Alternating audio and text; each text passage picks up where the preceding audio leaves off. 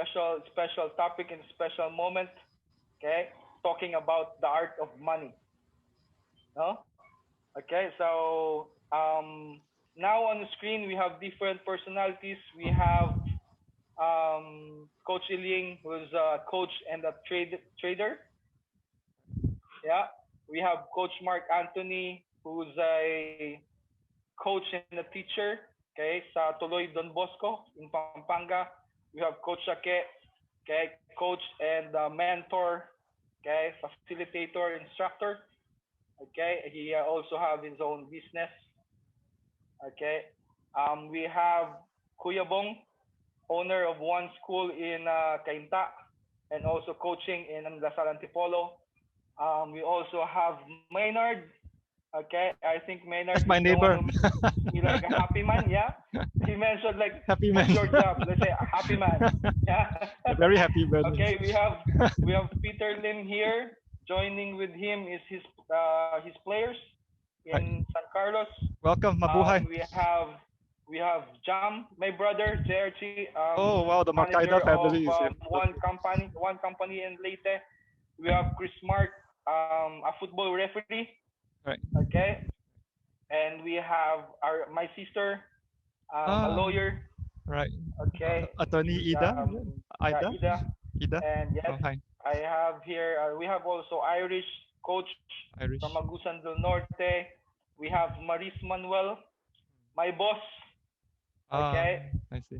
boss ko siya sa Loyola Meralco at Loyola FC Academy. Okay. Okay, we have Engineer Manchi Marcaida in Masbate working in DPWH. We have Shirley Ang. Shirley Ang is my former student and Yeah, friend. Yeah. and Ma Moazi Zhi Hong Hong. is one of my best friends.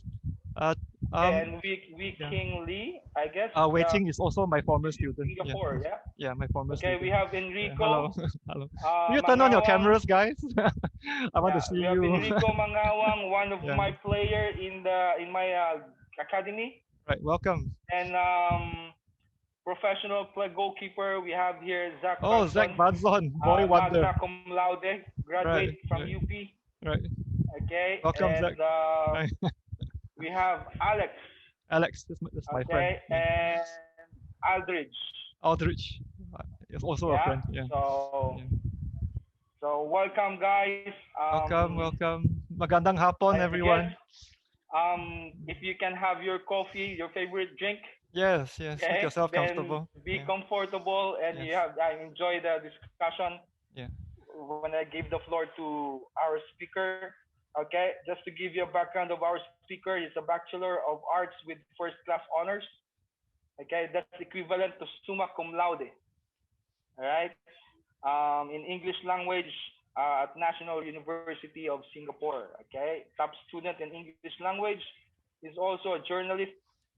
Okay, today's newspaper, an airline executive, a respected and sought after private tutor for high school and senior high school students in Singapore. Okay, he's been in 24 years experience, 24 years experience in investing through um, the stock market since 1996.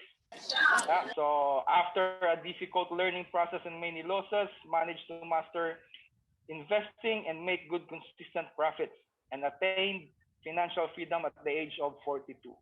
Still young. How old are you now, Steven? 47, right? I'm 46 now. Yeah, 46. Oh, 46. Yeah. I make you older one year. Okay.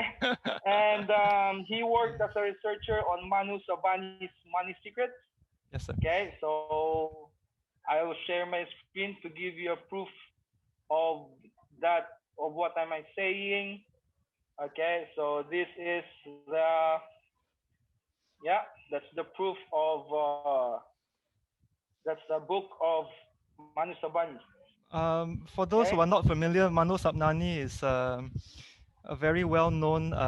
He was the editor of Singapore's Business Times and also a very, very vocal activist investor. Yes, I have learned a lot from him. Yes.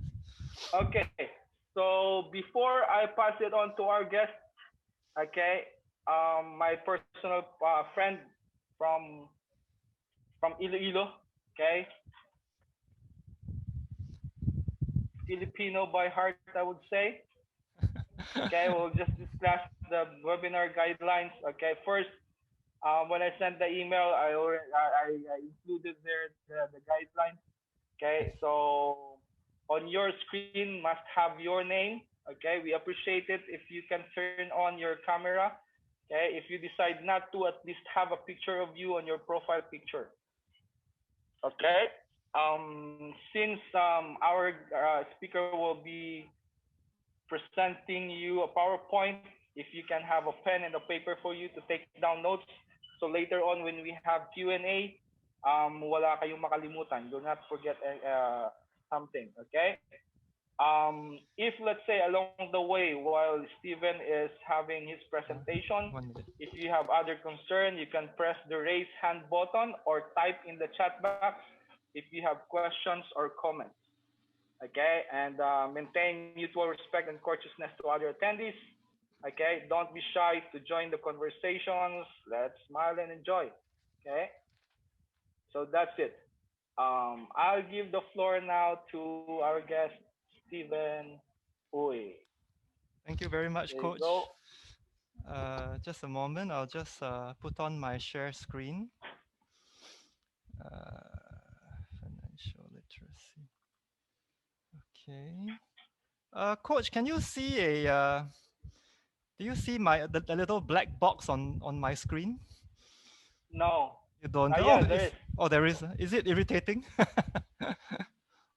Um, well, actually, it's okay because your presentation naman is, I can see it clearly. You can see it, no? So The it's not block is on causing the side. any. If you It's can not put called. it on the side, Okay, well, here is it causing any? Wait. yeah, It's kind it's of blocking blocked. my own view. Is it blocking Yeah. any? Is it blocking? Is it causing any nuisance? Actually, yes. if you can minimize, if you can minimize Okay, it, okay. I'll minimize it. Yeah. Sorry. Yeah. How do I you can put it minimize on the this thing? corner. Like this or thumbnail video. Okay, that's fine, Is this Steven. okay now? Unfortunately, now I can only see myself. Grid video. How about, is this causing a nuisance? That's Uh, big. Big block. yeah, Yeah, big so block. big one. I think I'll just do it like I this have your then. PowerPoint. I have your PowerPoint, Steven, so I Oh, can do it for you. And I think it's probably better if let I me do it know if I myself. can. Yeah, I think we'll just begin. Okay. Yeah. Okay, It's okay, okay that's now? fine. It's okay. Yeah. Yep. Yeah. Yeah, Okay. yeah. So very very good afternoon, everyone. I'm Stephen Ooi, um, from Singapore, and as Coach said, Filipino by heart. I've been living in the Philippines for 4 years. So this is defense and attack, scoring your financial goals. Oh, by the way, I'm probably the worst football player ever to be featured on GK Marks. Those pictures are just there for illustration. Before we get into the presentation proper, I need to do a little formality, which is a disclaimer that this webinar does not constitute financial advice to you. Yeah, it does not constitute financial advice. It is only an educational sharing of my financial experiences and opinions. So you must always do your own due diligence. That means do your homework before making any financial or investment decisions. Never ever blindly follow anyone, including me. Even if it's a billionaire, you should not blindly follow anybody's opinion because it is your money and your future we're talking about. I have made my best efforts to um, verify my facts, but I cannot guarantee and I do not guarantee the accuracy of any information that I present. And if you continue to watch this webinar, you agree, well, basically not to sue me if you lose money, yeah, or not to hold me responsible for any loss or consequence that you may experience uh, as a result of being influenced by what I say here. So nice to get that out of the way. Sorry about that. Okay, a very quick introduction about myself. Coach has already talked about me, my university degree, a bit of work experience, my yeah. So uh, I would say, you know, you might be wondering who the heck is Stephen Ooi. You know, I do not come to you touting myself as some kind of superstar or mogul or tycoon. Um, to be honest with you, my working career is nothing much to shout about. I think the highlight of it was basically being a private tutor for 14 years. And uh, you might not be so familiar with the concept in the Philippines, but Singapore being a hyper competitive society, um, you know, down in my own country, there is a very strong tendency for parents uh, to recruit, uh, you know, private tutors for their children, and you know, and if you are good, you can be paid pretty well. It's all to get an advantage, you know, in a very competitive society. So that's what I did for 14 years, and that's where I made the bulk of my work income. Um, you might be wondering how rich is this guy? Well, if there's any bad guy watching, I'm really not that rich, so please don't kidnap me. But I I think suffice to say, I have enough. Uh, I have made enough in the market, and I have sufficient passive income in the market uh, to never have to work again for the rest of my life. Yeah, and to support a family of five, which comprises myself, my wife, my daughter, young daughter, and two stepchildren, whom I am completely responsible for. They are both in college. Yeah, so yeah, I will probably never have to work another day in my life, and that has been the case since age 42. So that's where I think what I'm going to say to you has a certain amount of value. Yeah. So about this webinar, we can only cover so much in 2 hours. My aim is to talk for about an hour and 20 minutes. Oh, by the way, guys, you know, the Zoom platform is so virtual, right? I feel like I'm talking to myself. So, uh, you know, if you you know, please give me reactions, thumbs up, you know, thumbs down, you know, send some chat messages. You know, if you think I'm making sense or not making sense. So I feel like I'm being somebody is listening to me. Yeah. So today the purpose is to start thanks for the thumbs up, Zihong. To start a fun conversation about money. Yeah, this is start is to start or to continue a conversation about money, and I think it's something that you know, we all really need to do uh, to share the basic tenets of good financial management. I think just the getting the basic pillars in place will make a great deal of difference to you and your family. Uh, I'm going to um delve a little bit into investing principles, particularly the stock market, in which I'm a specialist. I will focus more on the Philippine context because everybody here is Filipino except for two people. But I will try to be, most of the talk will be relevant to everyone. I'm gonna give a lot of love, but it's gonna be tough love because you know, I think when it comes to money, you know, you got to give it to people straight, right? It's a very real issue. So yeah, you know, I'm going to be real tough about it. The Pursuit of Happiness. I spelled it that way because that's the title of a Will Smith movie. That, you know, money, as Coach Mr. Toledo earlier said, is a tool. I think it is best seen as a tool and as a tool to pursue happiness in life. In the end, I think that's the only worthwhile goal in life, you know, to be happy. And I will take questions at the end. But I like this to be interactive. So please raise your hand anytime. Turn off your mic and butt in once in a while if you feel like it. Yeah. Yeah. Or send me a chat message if you really need to clarify something or need me to repeat myself, anything like that. Or if you think I'm talking rubbish. Okay. So what is wealth supposed to look like, right? Sorry. Here's a little provocative question for you. Um, oh yeah. Sorry.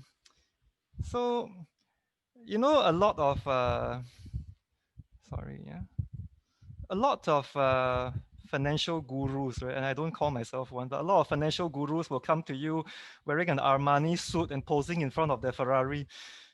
I'm afraid I've got no such thing to show you. Um, well, these are my wheels, yeah, and uh, I've got two e-bikes. Actually, I got a third one, not in the picture, but I've got no car and no aircon in my house. No car and no aircon. By the way, I blacked out the gate so that nobody can identify my house. Sorry, a bit paranoid. So uh, I've got I think a lot of Filipinos. I've been told that Filipinos tend to think that if you've got a car, then you're rich, right? If you've got a car, then you're rich, and if you've got no car, then you're poor. Yeah, so you know, if you're carrying an iPhone, then you're rich. If you're carrying an Oppo phone, then you're poor. I think we really need to challenge such notions, and because these notions are not only misleading, they can be downright, I think they can be very dangerous actually, because a lot of people will borrow and borrow and borrow just to impress people. And a friend of mine once said, very often, what you see, right? People carrying a lot of nice things is just an empty shell. That be underneath that is just a mountain of debt. So yeah, sorry for the diversion there. So yeah, I've just got right around my neighborhood and just these e-bikes, but I've got a nice house with a garden and a courtyard. But I also ride the jeepney. I love the jeepney. Uh, I eat 50 peso Carinderia meals. But I also go for once in a while expensive holidays to places like Japan and the US. So yeah, okay. So what does money mean to you? We began that conversation earlier. Mr. Toledo said money is a tool. It's a tool. It's a means to a higher end. Coach Noel said that money is comfort. So now I just want to address some common notions and so-called conventional wisdoms and sayings about money. The first one is money can't buy happiness, and I really want to address this. Sorry, I'm just trying to see your faces on my screen so I don't feel like I'm talking to myself. Yeah, sorry about that. Yeah, so now money can't buy happiness. I think you hear it often in the Philippines. You hear it often in Singapore. Uh, I, my personal view is that this saying generally reflects a negative attitude towards money, a negative attitude. And why do I say that? On the surface, it seems to be true, right? I mean, nobody can argue that you can actually go into a store and say, "Excuse me, you got any happiness for sale or not?" Right? So obviously, on the surface, it has to be true. But normally, when people say money can't buy happiness, they they are dismissing money. In 4 words, they are dismissing money. They are dismissing the importance of money in our lives, and usually after that, they don't wish to continue the conversation. So I think it is simplistic to say that money, yes, it cannot buy happiness, but it can certainly lay the foundation for happiness, for well-being, for ourselves and our family. As Coach Noel said, it gives you options, right? So uh, I think what I'm trying to say is have a positive attitude towards money. And by that, I mean neither, you should not worship money, but at the same time, you should not treat money like it is unimportant, that it is dirty. Like some people say, money is the root of all evil, which is essentially a misquote from the Bible, right? The Bible, I'm not Christian, but I know that the Bible says the love of money is the root of all evil. So, yeah, that is just a terrible misquote. Bahala na, you often hear that in the Philippines. Essentially, it means I was told, "Come what may, leave everything in the hands of God." I'm not particularly religious, but I do believe in God, and I believe that a lot of things are out of our control. But at the same, and I think I can understand why Filipinos would be rather fatalistic, and say, it's all in God's hands, because this is a country where any time you can get struck by a typhoon, by an earthquake. I have great empathy for uh, my Filipino friends, but at the same time, I do not believe that God gave us two hands just to clutch them together in prayer, right? I believe that God gave us these are very powerful things, the two hands and the brain, and we should take control of what we can take control, right? And leave the rest to God.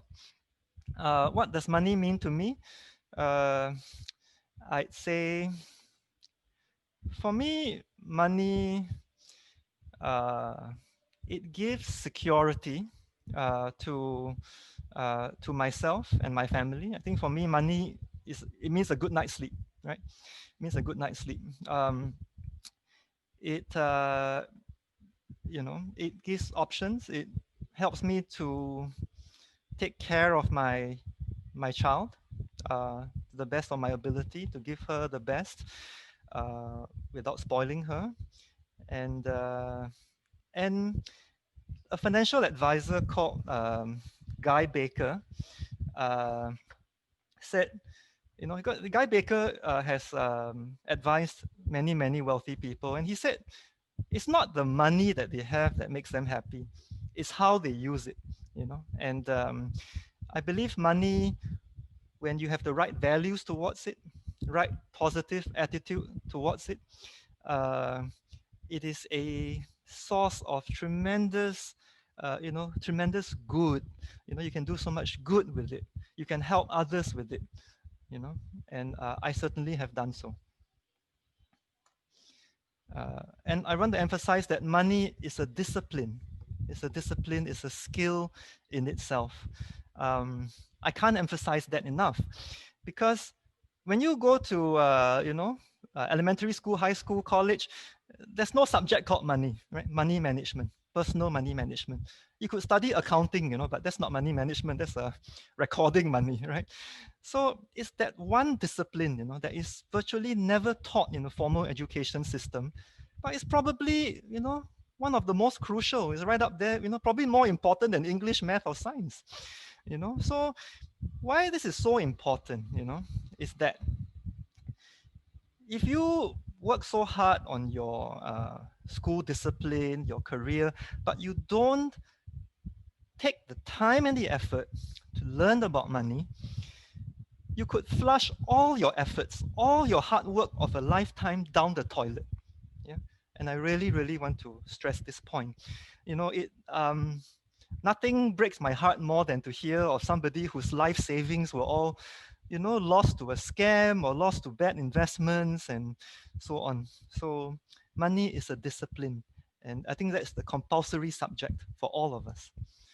So next point, what is financial freedom, right? Um, by the way, could I just do a quick poll?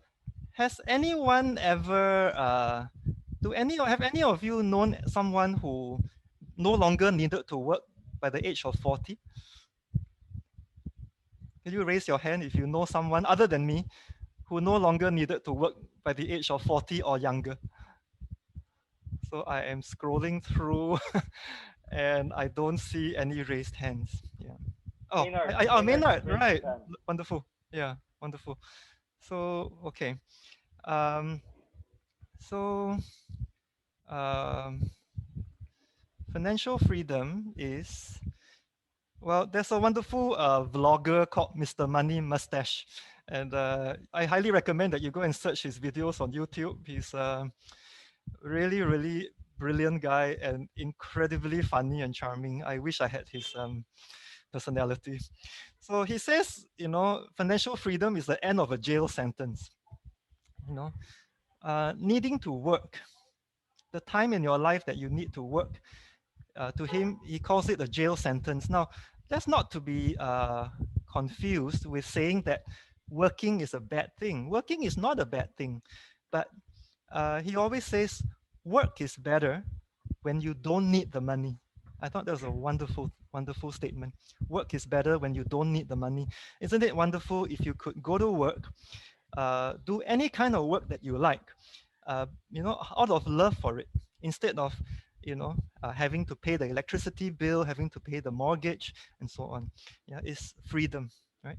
In the true sense, no longer being bound to a paycheck, as I have been since age 42. Um, Having sufficient savings, financial investments, and passive income to support your desired lifestyle without needing to work. Uh, Work for money and then make money work for you. And very simple principle. Perhaps not quite so simple to put it into reality, but not impossible. And that's, I think, another very important message I'm trying to drive home today, that investing is not rocket science. It's not rocket science. Yeah. In fact, it's 90% common sense. Um, Money printing machine, right? I mean, I don't know whether you guys find that to be a juicy idea, or something out of some fantasy book, but I assure you, it's not a fantasy. Yeah, it's not a fantasy. I own a few money printing machines of my own. What I mean is very good stocks, of very good businesses run by honest people that produce free cash flow year after year and can pay dividends to me. Yeah, that's where I get the money to buy this nice house and pay my daughter's school fees and buy her toys. Yeah. Money printing machines do exist in this world. Yeah. It is I think, put another way, it is the freedom to do what you like or love. And this is me and my only child. Again, I've got two stepchildren, but this is my only biological child. I can basically roam around with her anytime I want, on any day of the week. Yeah, and it's the freedom to spend as much time as you want with your loved ones, with your hobbies and interests, supporting the causes that you believe in, reading books that you like, watching Netflix all day, whatever you like to do, you're free to do it, and that's financial freedom.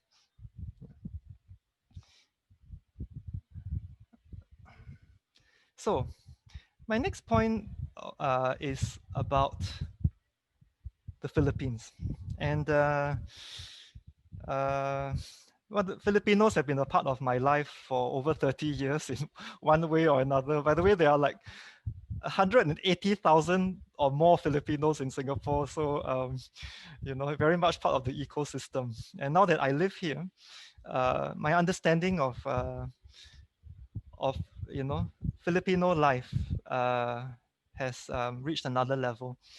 Now, and Singapore and the Philippines are opposites in so many ways that I think it is very instructive and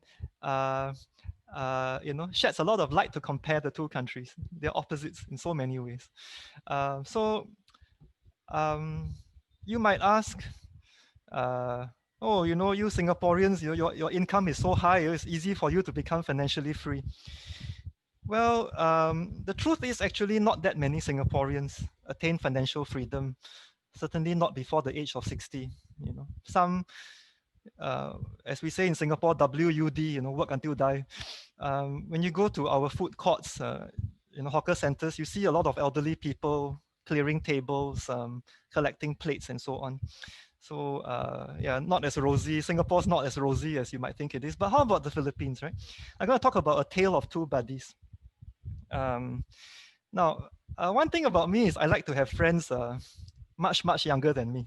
Yeah, I suppose one reason is I like to have uh, fresh insights on things. I like people who are more open to learning and to change, and I like young friends who are also very mature for their age. So I've got a very close friend from Singapore. Yeah, and a very close friend from Iloilo, both in their 20s, right? So when I compare the two of them, I am really struck by the contrast. Both of them recently started working, but the Singaporean friend, Singaporean buddy, is earning uh, $3,300 Singapore dollars a month. 3,300 a month is over 100,000 pesos. And my Filipino buddy is earning only 10,000 pesos, or less than a tenth of what the Singaporean buddy is making.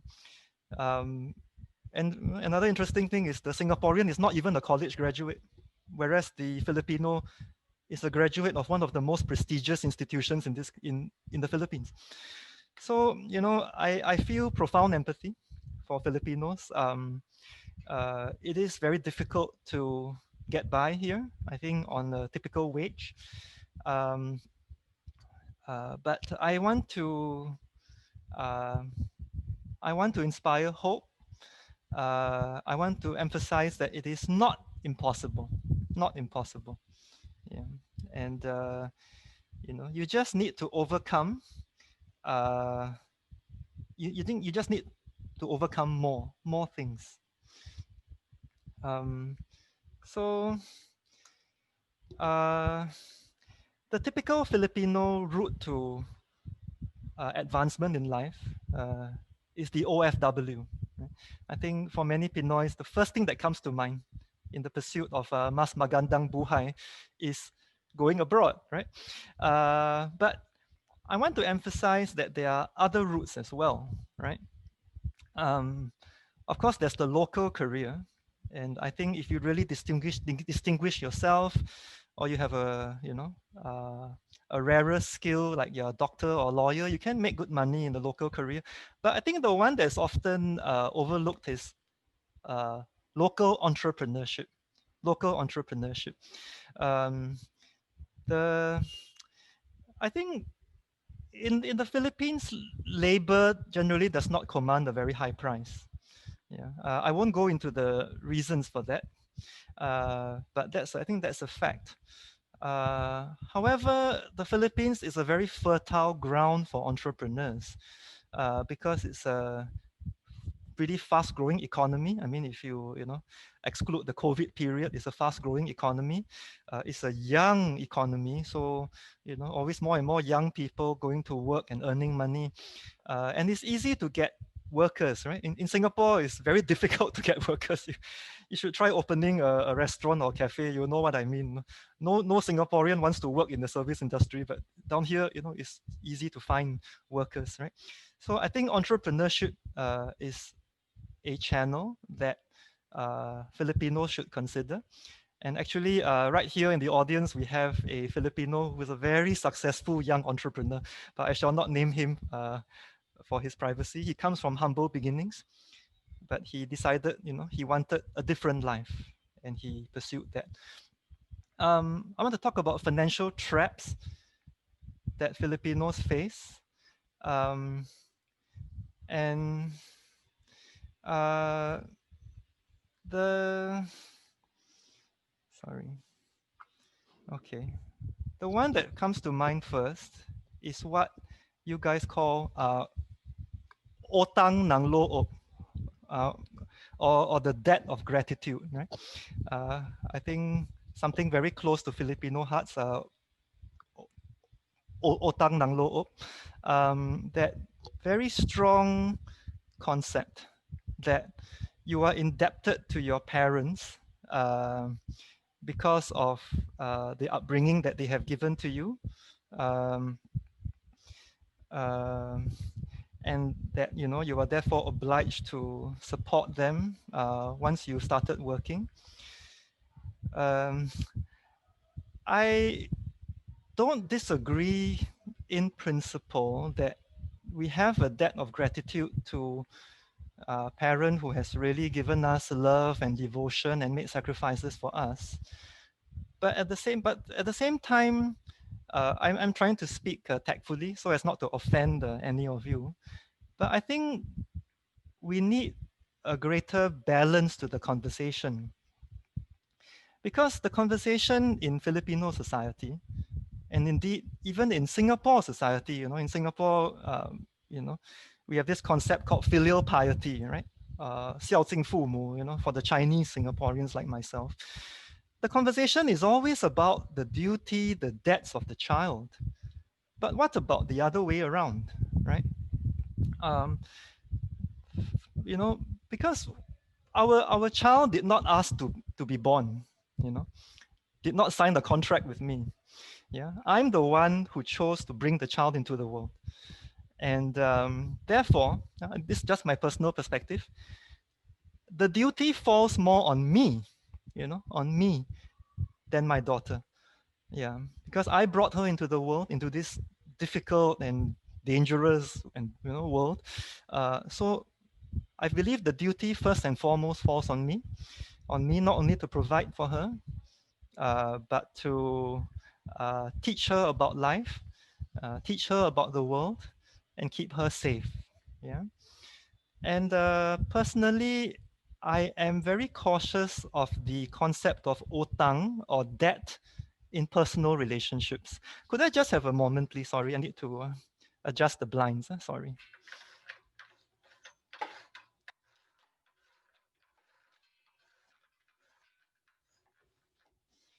Yes, apologies. Yeah, the concept of utang, sorry.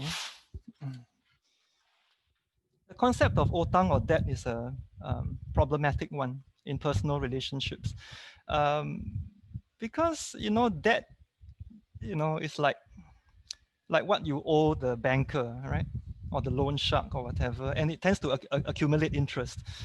So I would prefer not to think of my daughter owing me a debt. I would prefer to think of it as I've loved her, with all my heart, and she should, you know, hopefully love me in return. Yeah, love me in return. To return the love and the commitment that I have given to her. I would not like to tell her one day, hey, you owe me, Papa spent so much money on you, you better pay me back. I will not say that to her because I brought her into this world. And taking care of her is only my moral obligation. And that's that.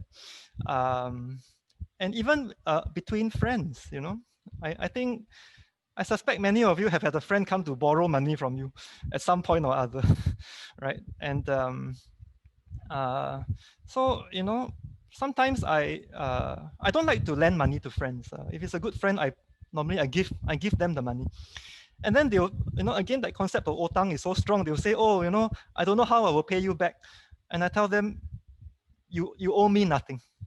You owe me nothing. There is no otang between friends for me. What I hope is that you will continue to be my friend, that you will return me love and commitment and sincerity. And that's what I ask. So, again, with all respect to Filipino culture and to even Chinese culture, I believe that, just as every healthy, vibrant organism must evolve and change, so must the culture. A culture that fails to change, fails to evolve in a fast changing world is in trouble. And that's my honest belief. So, what should a Filipino do? Now, I'm quite nervous about this point because, it's not like I'm some godlike figure who knows everything, and has infinite wisdom, but I just have some suggestions for Filipinos, given the circumstances that they are in, to rise up in life, to break through ceilings and barriers, and to uh, attain a better life. Okay, the first one. Uh, I was very concerned, a few years ago, in the international PISA study of students' ability in reading, in math, and problem solving. Other than the fact that the Philippines ranked quite poorly, I was more concerned by the finding that most Filipino students have what they call fixed mindset, which is that you are born with a certain level of intelligence, and that's that. There's nothing you can do about it. It's like somebody's mother telling them, oh, you're so clever, or the auntie telling them, oh, you're so stupid, and that's it. If I'm stupid, then I'm destined for a very difficult and mediocre life. That is a very, to me, it is a very restrictive, very oppressive mentality, and it does not even fit the science. Right? The science says that um, the human brain is the most amazing machine, in the known universe. It has, so many millions upon millions of neurons, capable of trillions upon trillions upon trillions of connections, and it's got great plasticity. It can be reshaped and retrained. So it's like a muscle, to put it another way. So I think, you know, I hope that you know my Pinoy friends will tell people, tell their children, tell their relatives, their students that your brain is a muscle. The more you train it, the better it gets. Yeah, and the better it gets, and everything can be learned. Um, Filipinos, okay, again, with all respect, yeah, um, Filipinos tend to be doers rather than thinkers. And I hope I haven't offended anybody here and going to get myself deported from the country. Certainly, there are many great Filipino intellectuals, but I think the average Pinoy, from my experience, is very, I think, brought up from young to focus on trabajo, or the job, or their vocation, and so they train to be nurses, to be seafarers, and teachers, and so on. But I think I would suggest, humbly suggest, that Filipinos, and especially young Filipinos, not neglect their general knowledge, general thinking skills. Yeah, um, because our life is not just you know chemistry or mathematics or English and so on. Life is a multitude of different aspects, right? For even history, for example, affects us. Politics affects us. The environment affects us. Philosophy is right at the core of everything that we do. So, you know, try to develop, you young Pinoys listening, try to develop in an all-rounded intellectual way. Go and read, don't just keep using your Instagram. Go and read. And even if you have no money, if you have an internet connection, you can go to good newspapers, read them, read the opinion sections that will analyze, or opinion and comment sections that will analyze world affairs. This kind of knowledge, it will empower you, sometimes even more than your college degree will. Um, yeah. So uh, I think, if you excuse me, uh,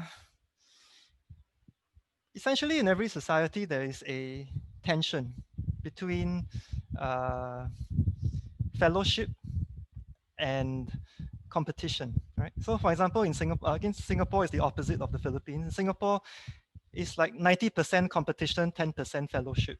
So we tend to view our classmates, our co-workers, sometimes even our friends, as competitors rather than brothers and sisters. In the Philippines, it's quite the opposite. I think the emphasis here is very much on brotherhood and sisterhood. So neither extreme is a healthy one. I think we need a better balance between competition and fellowship. And perhaps both Singaporeans and Filipinos need to shift a bit more towards the center, towards the balance. That Filipinos should not only accept competitive behavior, but embrace it, celebrate it.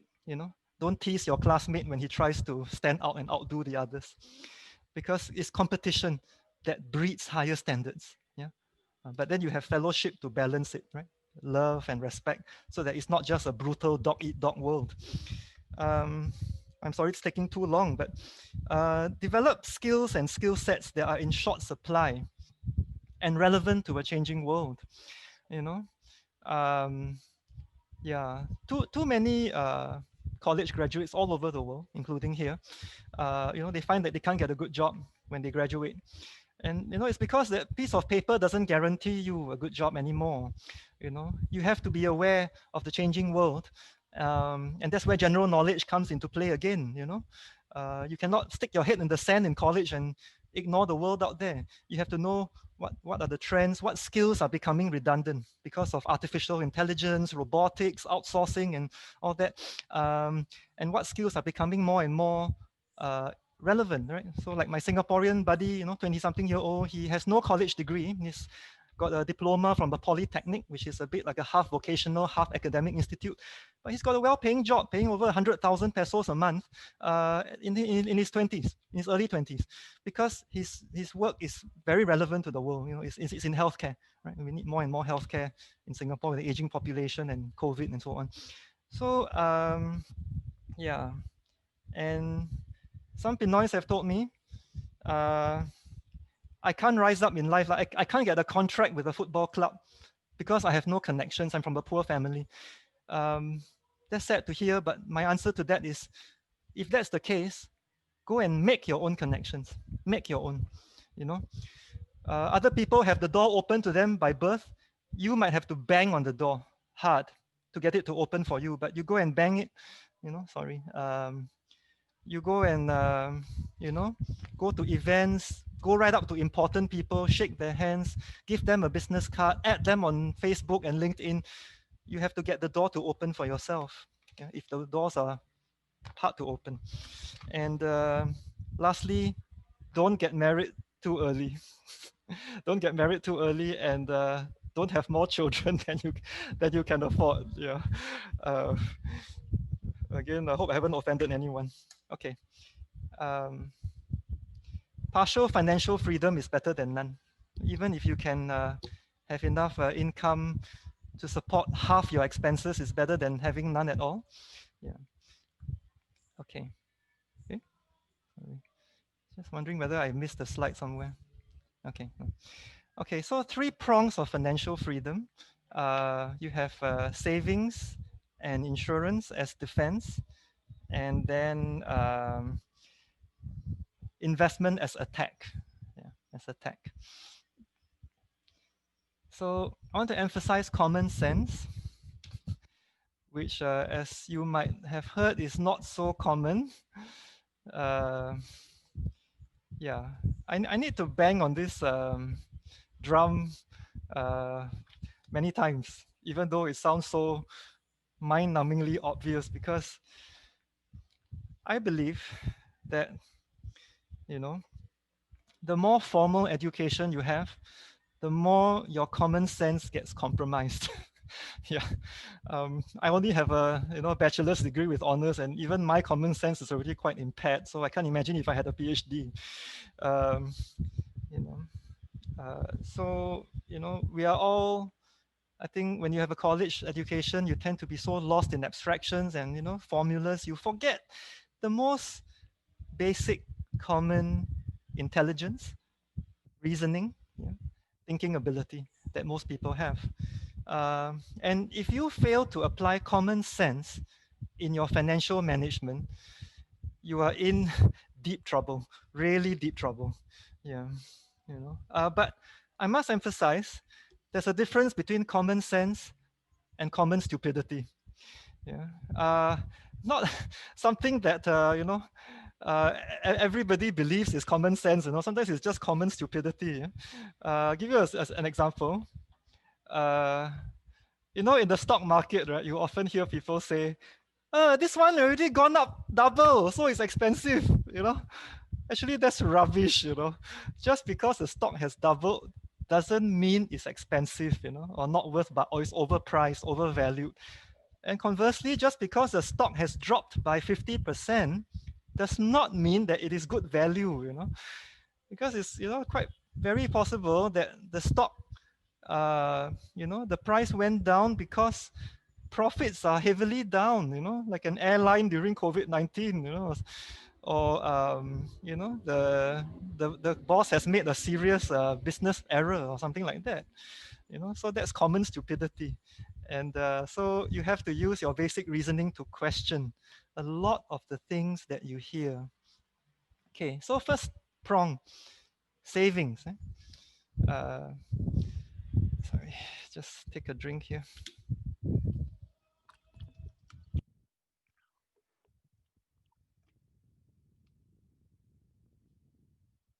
Okay, savings.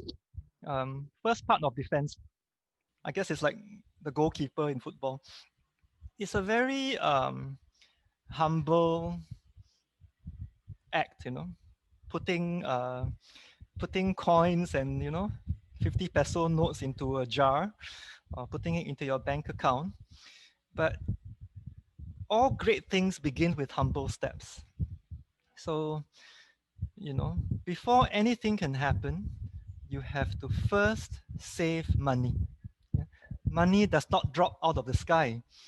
Yeah, you might say that's such an obvious thing to say, but you just look at the long queues at the lottery shops, and you realize that most people never learn that lesson their entire lives.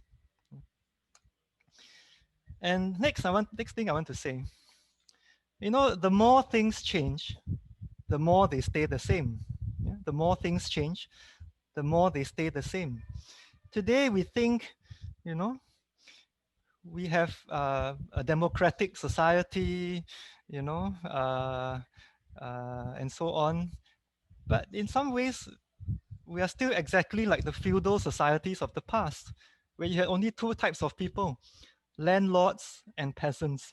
Landlords and peasants, you know. And today, you know, there are still only two kinds of people: those with capital and those without. And you know, those who have savings and those who don't. Yeah. And those who don't are effectively peasants. I'm sorry to say it. And by the way, a peasant is not necessarily uh, you know, low income, you know. A peasant, there are some, you know, very high earning peasants in this world, you know. For example, if you're earning 300,000 pesos a month, right, or, you know, 7,000 Singapore dollars, or something like that, um, you you you might actually still be, you know, and you spend more than you earn, and you are in debt for your, you know, the clothes that you buy, the phone, you're in debt for your, for everything, you know, the car. Then I'm sorry to say, you're still a peasant. You know, you're still a peasant. You're still at the mercy of the landlord, which in this case is the bank. So only two kinds of people in this world: those with capital and those without. And the moment you are spending less than you earn month after month, congratulations, because you have moved into a different class of person. Okay.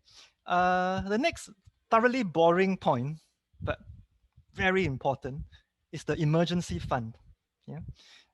Which is 6 months of expenses. Now, before you can think about investment, you must stash aside a pool of cash that can cover 6 months of your normal expenses. Of your normal expenses. Some people say 3 months, but I'm more comfortable with 6. I mean, it's an arbitrary number in a sense, because, you know, there are some emergencies that even 6 months or 9 months earnings can't cover. Yeah? Touch wood, like a very serious medical problem, you know. But I think you set a level that you logically and rationally believe gives you peace of mind, allows you to sleep at night. And you must keep this pot of cash as cash. Yeah, you cannot invest this sum of money. I repeat, you cannot invest this sum of money. Why? Because when an emergency does happen, say you lose your job, yeah, touch wood, serious medical problem, touch wood, you could be forced to sell all your investments, sell all your stocks and shares at the worst possible time. Yeah. For example, in March 2020, when everything in the, every stock in the market was butchered, right? So that's why, the most boring things in life are usually the most important. And I must admit, I myself had a hard time following this rule. It took me years, before I could get that discipline. Yeah. So anything above this emergency fund, you can call it capital. That's your war chest, your opportunity fund, the thing that you can use to grow your wealth, seek opportunities. That's capital, right? Okay, it's difficult for Pinoys to save, but find a way. I think it is extraordinarily hard today to save, not only for Filipinos. Why? Because of consumerism and social media. You know, um, the English expression "keeping up with the Joneses." Keeping up with your neighbor, and they have a new car, you must have a new car. They got iPhone, you must have an iPhone. And it's or they went swimming on the rooftop of a Grand Sing Hotel. You also have to go swimming there. So social media exerts this insidious pressure on all of us to keep up, you know, and too often today, people's ego and their sense of self-worth is pinned to how many likes and hearts they get on Facebook. Or if you feel that way, please don't feel that way. It's the most nonsensical way to measure your self-worth.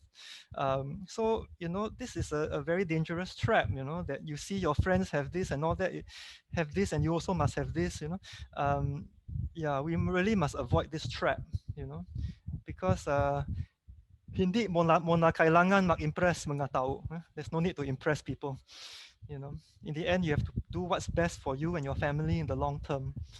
And don't worry about what people think. How you feel about yourself and your loved ones feel about you, your friends feel about you, the best friends feel about you. That's the most important. Yeah. So, lottery, gambling. Uh, Personally, I don't touch the lottery at all. I don't even make football bets anymore. At one time, I was a football gambling addict. I think a little flutter with gambling is okay once in a while, a small bet just for a thrill. But do not ever think of it as a way to get rich. Never, never think of that. I quote you John Arcelia from the movie Metro Manila. I and my friend Chi Hong absolutely love that movie.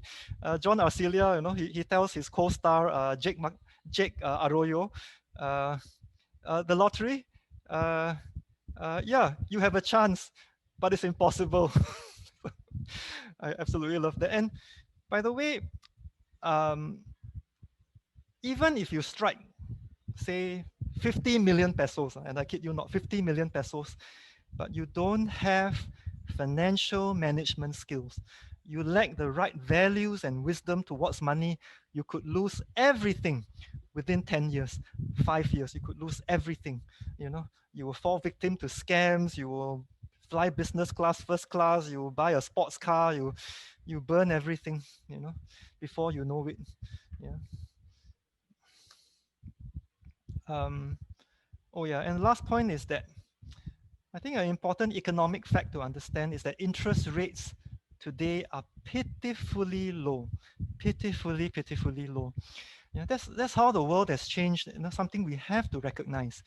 During my parents' time, I think back in the 70s and 80s, I think you could get 8%, 8% or even double digit in interest from the bank. If you put in a time deposit, if you place the time deposit, 8 to 10%, 12%, those were very different times. But today, can anyone tell me what interest rate BDO or BPI or Metro Bank is paying you? Can anyone tell me? Anybody check recently? You just press your space bar to unmute yourself, I think. I think Yeah. hi Steven. Hi, I Alex. think they're not. Yeah, I think Okay. yeah, they recently removed the interest rates. Oh They my made God. it Oh. before. It was like I think 1% something Mm. annually, and Yeah. then they made it half. Mm. And but technically, you don't get anything from the banks in the Oh. Philippines. Oh, really? You, Oh. because you pay for the there are The taxes on it. taxes. Oh. Yeah. So I technically, yeah, oh. that's the one. Oh. So Uh. technically, you don't own anything in. Oh. You don't get. Yeah. I have a BDO I have a BDO account. I think yeah it's very very low for savings account. I think it's 0. Less than 0.5 for sure, and after tax is even less. So yeah, so that's one another reason why you need to invest in today's world, because inflation is 3% usually or higher, and the banks are paying you less than a third of a percent. So the money you left in the bank account is just shriveling and shriveling every year. um, yeah, so it's not easy to invest, but we have to learn. Yeah, and beware of debt. Beware of debt. um, okay, I quote the Metro Bank website. Debt, uh, you know debt is good if it creates more value for you. Yeah? Example, a business, education, or housing loan, right? It potentially creates more value for you, then it can be a good thing. Yeah? Although still risky, if it's a business or housing. um, uh, and you should be able to regularly pay it. Yeah, should be able to regularly pay it, because once you fall behind, oh, the interest just piles up, and it compounds and compounds and compounds. Compounding is often called the eighth wonder of the world. So if you have compounding assets, that's a fantastic thing. Yeah, because you have your capital, you have your profit. The next year you have profit on your profit, and the year after you have profit on your profit on your profit. Yeah, so it's a wonderful thing if it's in your investments, but if it's in your debt, oh, God help you. Yeah, so debt for consumption is generally not a good thing. I heard of a Sikat rider, an electric Sikat rider, who earns like maybe 600, 700 pesos a day, but he doesn't save to buy batteries, when his batteries run out. Instead, he bought an iPhone X for 50 plus thousand pesos. So that's seriously bad use of that, no, seriously bad. Yeah, and oh, credit cards, my God, the interest is frightening. I think over 20%, 20% compounded on 20%, compounded on 20%, your debt will double within just 3 years or something like that. Yeah. Um, so, okay, next prong of defense is insurance. So, it's protection against catastrophic events. Sorry, I just turned on my light, getting a bit dark. Yeah, it's protection against catastrophic events like a serious illness, a fire, car crash, and so on. Uh, but I really want to stress, and with apologies to any insurance agents who are present, don't trust insurance companies blindly. Yeah, don't trust blindly. It's common sense, right? Well, which hardly anybody has. Um, you know, we, sometimes we think that if somebody is wearing a suit and a tie, then they must be an honest person. Yeah, well, I can tell you that the most senior members of the mafia wear very nice suits and very nice ties. Yeah, so it's common sense, right? You can't trust everyone. Of course, there are honest bankers, honest insurance companies, and insurance agents around for sure, but not all. Not all, yeah. And so you know you must maintain a healthy degree of skepticism. Yeah, ask yourself, how do I know I can trust this person, this company? um, you know is what he or she is offering too good to be true? Does it make sense? Yeah. Do I have friends who have dealt with this person before?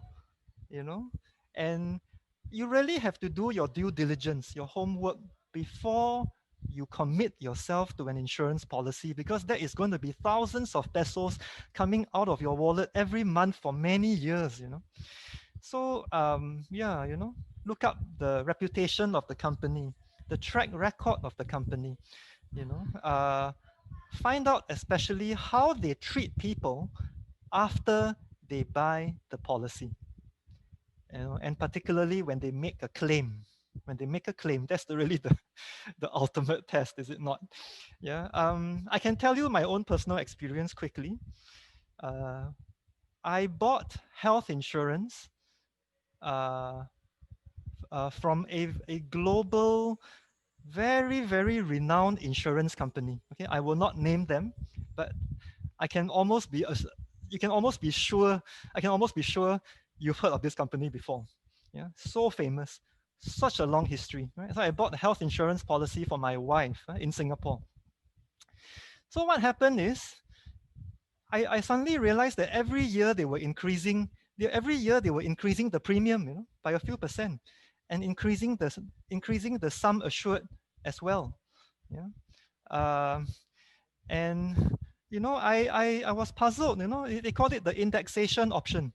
It's pegged to inflation. So if inflation in the economy is 3%, they add 3 plus 2, 5% to your premium and your sum assured.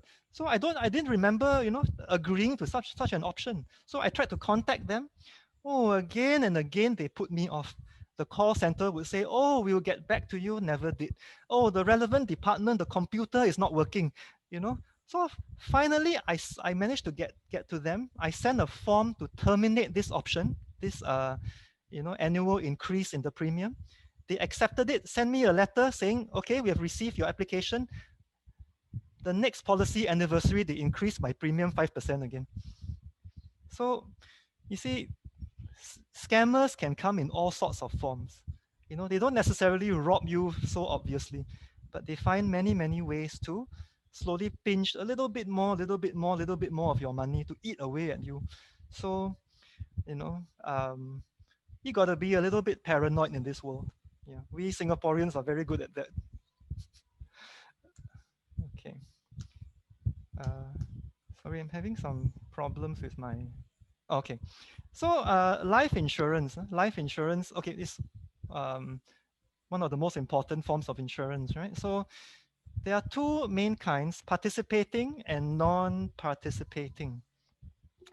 So simply put, participating life insurance policies are those where your premium money is invested into some assets, like stocks and shares, bonds, and so on. Yeah. Uh, so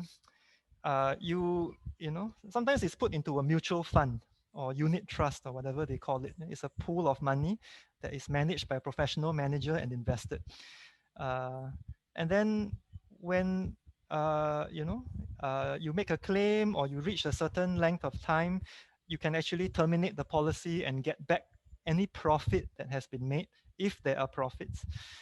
The non-participating life insurance policy, that one is plain vanilla protection. There is no investment element whatsoever. So that one, if you terminate it, you don't get any money back. When you make a claim, when you make a claim, you will just get back the sum assured, and there's no bonus, no profit from the investments. So that's non-participating. Then there's the investment linked type, which is very similar to participating. That one, when you put in the premiums, they actually buy units in a mutual fund or unit trust for you. So my personal view is that I don't like to mix insurance and investment. Yeah.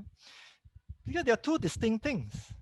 And when you mix the two, then you're getting the okay. Another major disadvantage of mixing the two is that the participating policies give you much less protection per dollar than the non-participating one. because you are not only paying for protection, you're paying for investment too, right? So if you you get more protection per dollar or per peso with a non-participating policy, that's one major advantage of non-participating, right?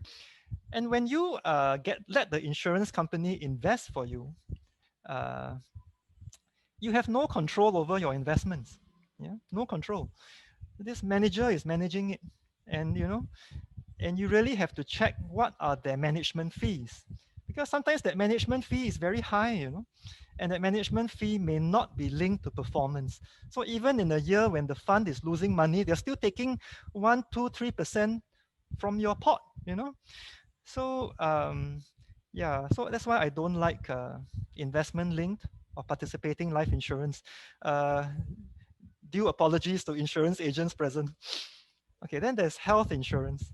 Oh, by the way, guys, I would love to see your face. I'm looking at a lot of blank screens. Thank you very much. Yeah, so I feel very lonely down here. Yeah. Okay, so health insurance. Thank you, guys. Thank you so much for the support. Health insurance. Health insurance. Okay, so for life insurance, they pay you a fixed sum, right? When upon death or upon serious illness, if you add the critical illness rider. For health insurance or medical insurance, they they help you to pay your hospital bill or your surgery bill, right? Like PhilHealth, for example, yeah, or MediShield in Singapore. So that one, you must familiarize yourself with the terms like the deductible. Deductible is a amount that they'll deduct from every claim. Like you have to pay deductible. I forgot what deductible is.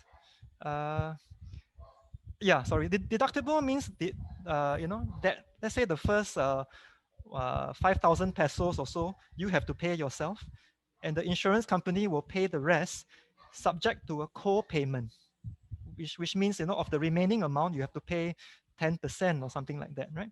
You have to Yeah, familiarize it's yourself. participation. Participation, yeah. Yeah. Yeah. Then premiums rise with age. Like once you hit 30, they go up. Once you hit 40, they go up. Yeah. But the one I talked about earlier was different. That one is every year it goes up, which is atrocious. Yeah. Then there are other forms of insurance like fire and car, which you can also look into. But I would say, okay, talking about whether you can trust insurance companies.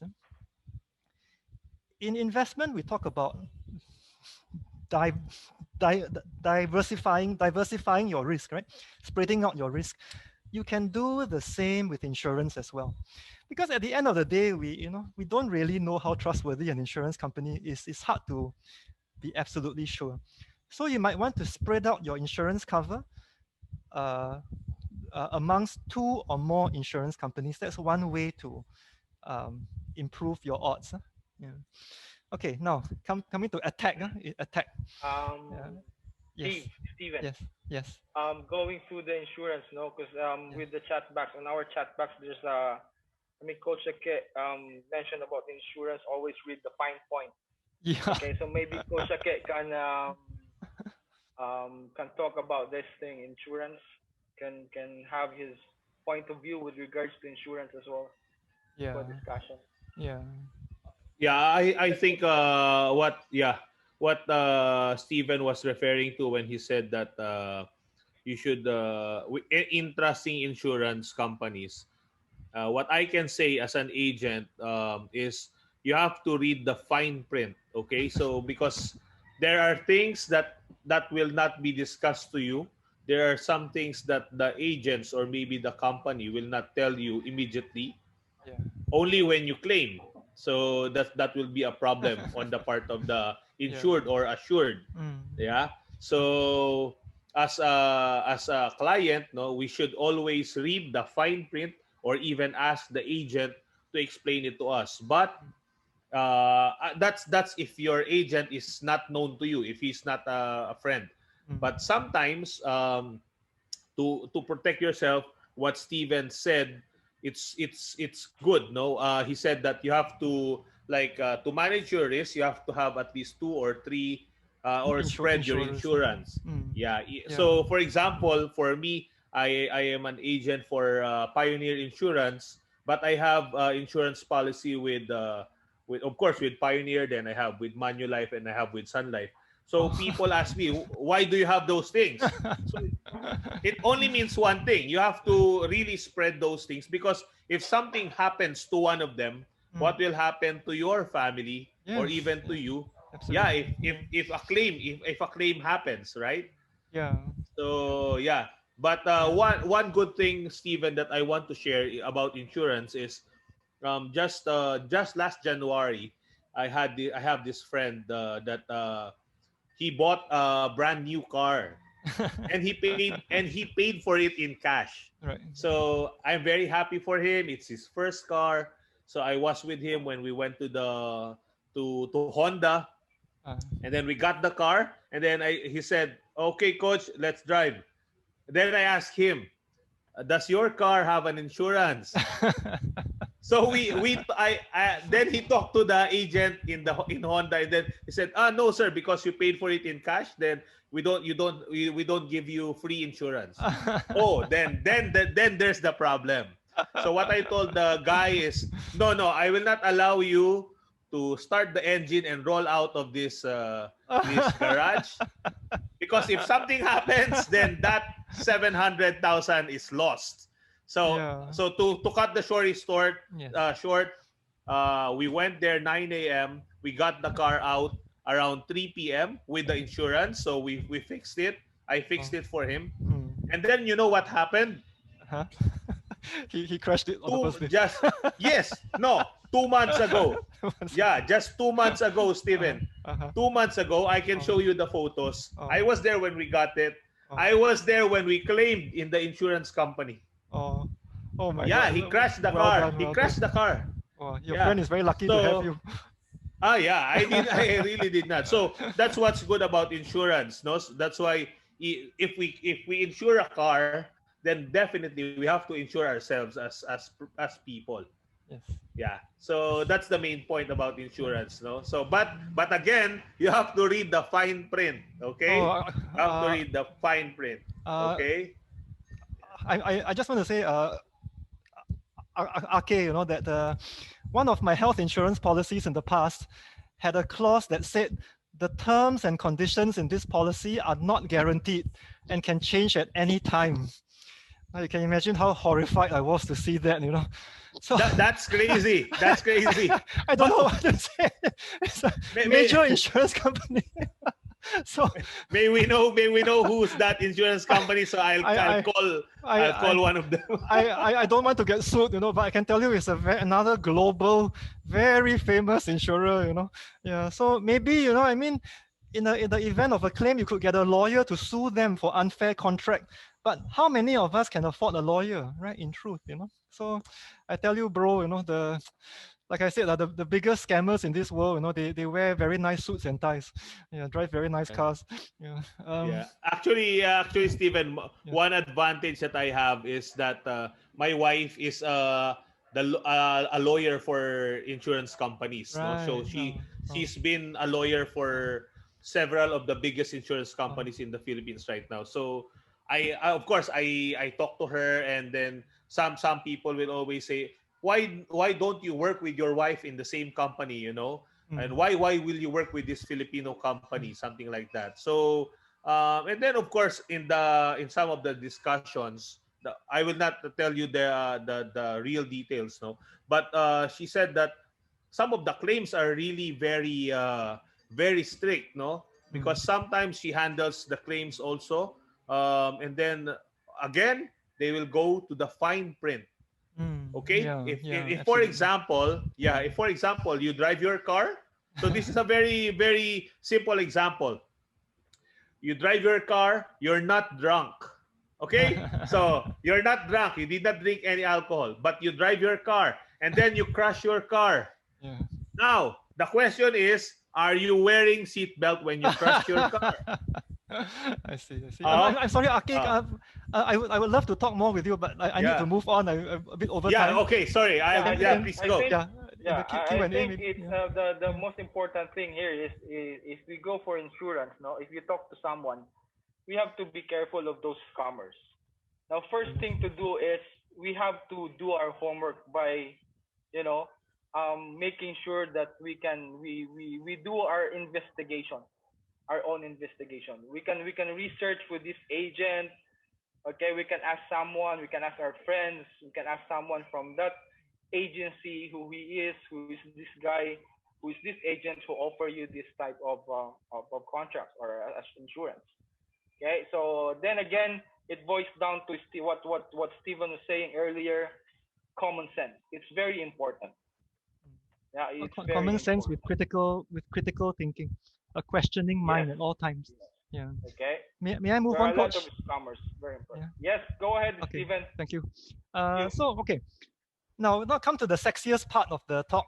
Investment. How do I make a ton load? How do I make a truckload of money? Right. So this is attack, and as every good football coach would know, it's not enough just to protect your goal.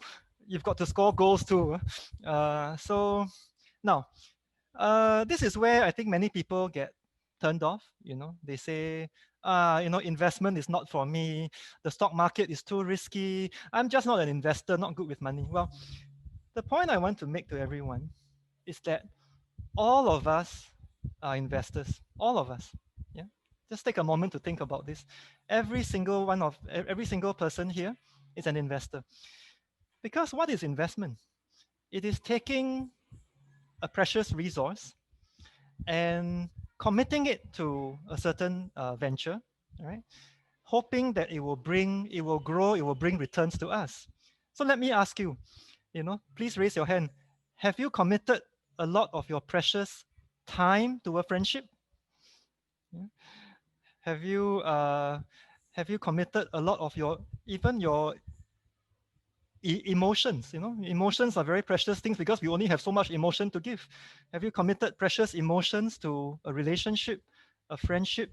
Yeah, even your job, right? And so on. Have you committed precious money to pay for your college degree, right? So all these things are investments. We put in time, money, effort, energy, emotion into all kinds of risky things in our lives. Marriage is a very dangerous, a very risky investment, isn't it? Right? It costs everything, and you could lose everything. Having a child is an investment, right? So the truth is, all of us are already managing precious resources. We are all taking risks already, right? And if you don't want to have risk, as a wise man once said, you should not be living. You know, you can just stay at home, hide at home all day, right?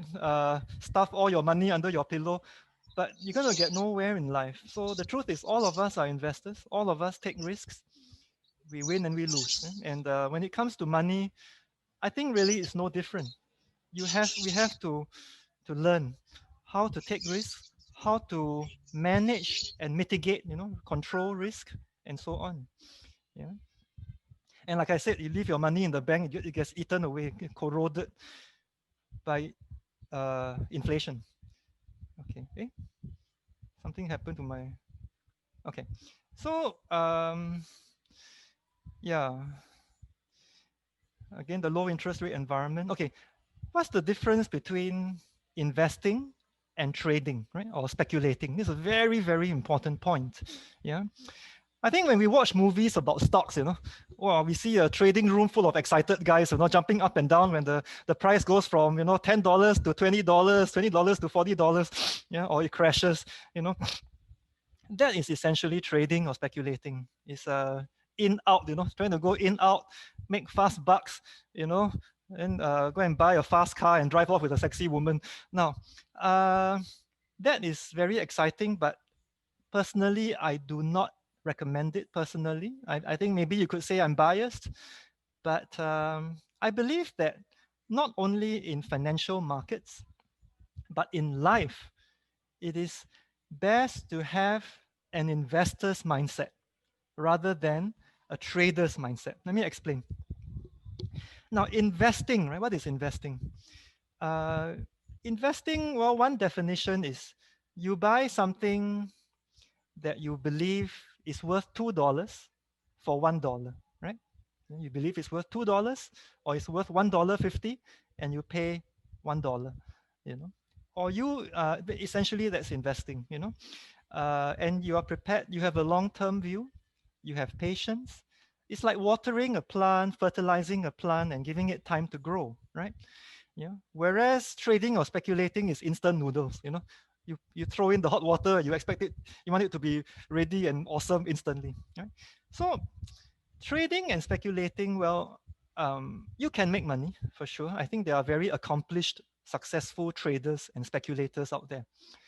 But it is much more stressful because, you know, chances are they're going into very volatile stocks that jump up and down very fast, that can give them the fast money, but you have to monitor it very closely. You know, um, your net worth could jump up and down 20% on the same day, you know, or 30% or 40%. Uh, and generally, the biggest money, to my knowledge, right, to my limited knowledge, is made from the long term, you know. And later I'll explain why. Because I mean, essentially, it's giving, you know, for example, buying a very, very promising business early and letting it grow. Yeah. For example, if you had bought Netflix 10 years ago, later I'll show you the chart. It's unbelievable. We're talking hundreds of percents, thousands of percent returns. Whereas trading will normally only get you 5%, 10%, 50%, 100 if you're very lucky, but it's not going to be very, very much more than that by and large. And I think in life, it's good to have an investor's mindset. For example, if you have a trader's mindset towards relationships, then you're probably going to have a lot of flings, you know. Yeah, it's going to be wham, bam, thank you, Sam. You know, you want a fast thrill, fast satisfaction. You're going to have a lot of flings with the opposite gender. You're going to have, you're going to go into a friendship asking, what's in it for me? What can I get out of it quickly? And that, you know, well, according to the limited wisdom I have at age 46, is a very, very poor way to build your life. Because all really good things in life take time. Take time. Yeah. So be an investor. You can invest in different asset classes. There's stocks, bonds, real estate. Uh, some people invest in gold, in art, in wine. There's also, some people invest in the Carabao. Right? Filipinos invest in buy a Carabao. So uh, personally, I like stocks and to a lesser extent real estate. Uh, Now, for this webinar, I will classify entrepreneurship as a form of investment as well, for simplicity's sake, because it is also putting in capital and hoping for it to grow. Right? So for convenience, I will class it together with investment. Okay, so uh, firstly, the difference between real estate, investing in real estate, running your own business, and investing in stocks. Okay, so okay, pros and cons. I mean, to each his own. This is just my subjective opinion. Okay, real estate is the classic hard asset, right? Classic hard asset. Um, it, you know, you can stand on the land, you can touch the bricks and you can touch the concrete. Yeah, so it gives you, in a sense of security, I suppose. Um, and having your own business gives you control, right? Whereas, you know, yeah, it gives you control. So those are the advantages, I think, of those two. But okay, here's the downside though. Both real estate and starting your own business typically requires large commitments of capital, right? Large commitments. Of course, you could always just start a very simple small business or online business, that's true. But normally at some point you will need to commit some capital, especially for it to grow. And at the very minimum, you have to commit a lot of time to it, right? A lot of time. Whereas investing in stocks, it requires a solid amount of time, but it's not all consuming. You know, it's not going to occupy me from morning till night. Now, the pandemic. Yeah. Uh, this pandemic, I mean, in this you know, once in a lifetime crisis, I must say I felt incredibly blessed and fortunate to be an investor, to be a stock investor specifically. Um, Why? Because I saw so many people lose their jobs. My deepest consolation. I've seen even very big businessmen, their hotel has to close down. Yeah, their restaurant has to close down. But me, I can tell you, I'm so blessed that my net worth actually went up during the pandemic. Uh, why is that? Because I invested in technology, specifically a semiconductor company. And what happened during the crisis, right? Everybody worked from home, learned from home, and all that. So you went from one laptop to three laptops, right? The demand for semiconductors just boomed, and my biggest stock in my portfolio, went up 50%. So and I realized another great thing about being an investor is that you can move your capital very quickly from one industry or one company to another. So, for example, when you first heard about the virus outbreak in Wuhan, you could have maybe you were holding some hotel stocks or airline stocks, right? Then you might have realized, oh, I think there's a risk in that. Maybe I should move it to a semiconductor company, yeah, or move it to a rubber glove company. By the way, the rubber glove companies have also boomed. Yeah, I'm afraid I missed that opportunity. Yeah, so it's wonderful mobility of capital. Whereas if you have put everything into your hotel, everything into your restaurant, well, you're basically stuck. You're basically stuck, right? So that's the great thing about being a stock investor. Um, yeah, and it's easy to diversify your risk. Yeah, you can spread. You can buy 10 different companies in 5 different industries, 20 different companies in 10 different industries. It's much easier to diversify risk in stocks than say starting your own business or buying real estate. And it doesn't require borrowing, because it doesn't require such big outlays. You can buy as little as a few hundred pesos worth of a stock, at a time. Yeah. Okay. Now, the magic of business. Uh, this is something mentioned in Mano Sapnani's book. Okay, 4 beautiful words, right? Magic of business. You know, the magic of business is that a small little seed can grow into a mighty tree. Yeah. Um, so stocks allow you to experience this without actually running a business. Yes. So let me give you 4 examples. Companies that we are all very familiar with: Facebook, yeah, Netflix, AEM Holdings, which is the semiconductor company that I told you about, and uh, Ping An Insurance from China, which is the largest insurance company in China, and also a very, very high-tech company. In fact, I believe they are wrongly categorized as an insurance company. They are leading the world in online healthcare, in online financial advisory, online borrowing, artificial intelligence, and so on, big data. So these are long-term charts. You can see how amazing the returns can be over a 5 to 20-year period. Like Netflix, for example. If you had bought Netflix in, say, 2009, 2010, well, I can't see from the chart exactly, but I think that was probably less than $20. It's now $511 a share. 25 times, 30 times, 40 times returns, Facebook, right? I also missed out on that one, unfortunately. You would have multiplied your money 10 times in 5 years. Yeah. So, AEM, I read one article that, if you had bought very, very early, you would have made 52 times. I kid you not, 5,000% or more. So, you see, these look like something you will read in a scam email, right? But I can tell you they're all real. Every last one of them is real. And that's the magic of business. And that's the magic of business, is the magic of stocks. Um, but well, be careful. Right? There are lots of risks, and I shall talk about them now. So, okay. What's the problem with the stock market, right? Well, just look at the picture over there. Yeah. It's kind of like riding that that roller coaster again and again and again. Yeah, and I've been in it for 24 years. Thankfully, I have not suffered a heart attack. Uh, Probably came close a few times. Yeah, it's this crazy ups and downs, crazy volatility. Um, but how do we, so why is it like that?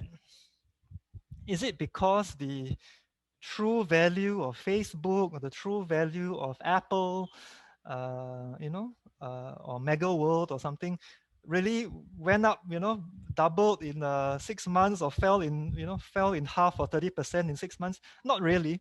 A lot of it is not a good deal of it is because of the mood of the market. Yeah, and emotions are a very big part of market, because markets are made up of people, and people have emotions. And just a fun fact for you, a survey some years ago said Singaporeans are the most emotionless people in the world, and Filipinos are among the top three most emotional. So it's something to bear in mind. But when it comes to money, everybody's emotional. Yeah? Singaporeans get emotional about money too.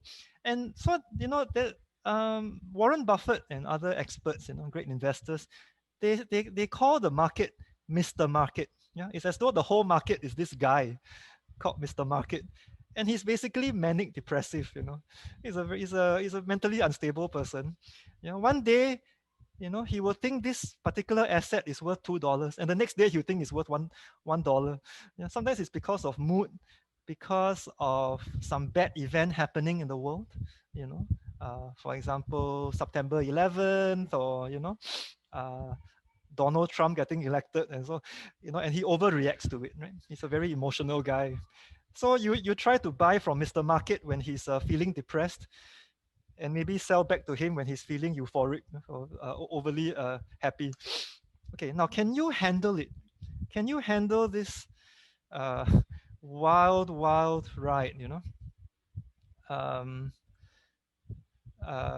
Sorry, I'm just gonna use a laser pointer. Okay, so oh shucks, sorry. I think that was not a pointer, it was a pen. Okay, now I'll exit presenter view. Okay. Oh, never mind. So can you handle this wild ride? Uh, you can learn to handle it. Yeah. Okay. I want to give everybody a bit of hope here. And I think it's real. Now, I can tell you right here and now that I am not a natural investor by any means. Yeah. Right? I'm not a natural investor at all.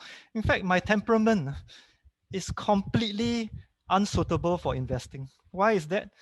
Because like many Filipinos, I'm a very emotional guy. Yeah, I'm the exception in Singapore, and so you know, for a long time, uh, I I think it took me 20 years to become a good investor. I'm a very late bloomer, slow developer, but I did it, right? I did it, and uh, I made so many horrible mistakes, um, and I lost an ocean of money.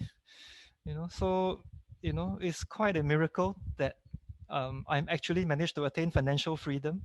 Buy this nice house, um, take care of my family without having to work. And so if I can do it, I think most of you can do it, I'd say. And so, Warren Buffett, right, once said, unless you can watch your stock holding decline by 50% without becoming panic stricken, you should not be in the stock market. So that may sound surreal, but I've experienced it in 2009, 2008, during the global financial crisis. I actually saw, I looked at the Excel spreadsheet, and it was just surreal. My my net worth fell by almost half, overnight or within a week. Yeah, it was surreal. And but I was okay, because I had been in the market already for about, well, 11 years, 9, 10 years, and I had seen it before. I just stayed calm, you know, separated logic from emotions. Um, and I told myself, well, you know, the newspapers are all screaming like end of the world, end of the world, the banks are failing, the financial system is going to collapse. But I told myself, come on, it's not the end of the world. Yeah. The world has survived World War One, World War Two, the Korean War, the Vietnam War, 9/11, the Spanish flu, and now COVID-19. You know, as Robert Frost said, in 3 words, I can sum up everything I've learned about life. It goes on. And, I told myself, so what if the banks collapse? The government will just print more money and revive the banks. And that is exactly what happened. So my emotions told me, the world, the sky is falling down, sell everything. My logic told me, this will pass, buy more. And I did. Yeah. And after that, the world recovered, went back to normal. So, yeah, we can learn to handle it. And I had emergency fund, I was not short of cash. So that's another way, another thing that helps me to stay calm. Okay. Now, next part, running your own business. I have never managed a business. What I have done is spend 24 years learning about various businesses, talking to their leaders. So I guess I'm half qualified to talk about this, but I'll just say a few things. Um, I think if I were to just say one thing, it is learn how to do business before you do business. Okay.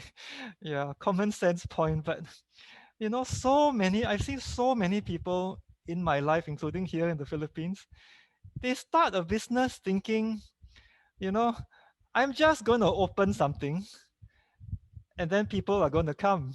Yeah. Oh, Irish Almeida has raised his hand. Uh, please speak, my friend.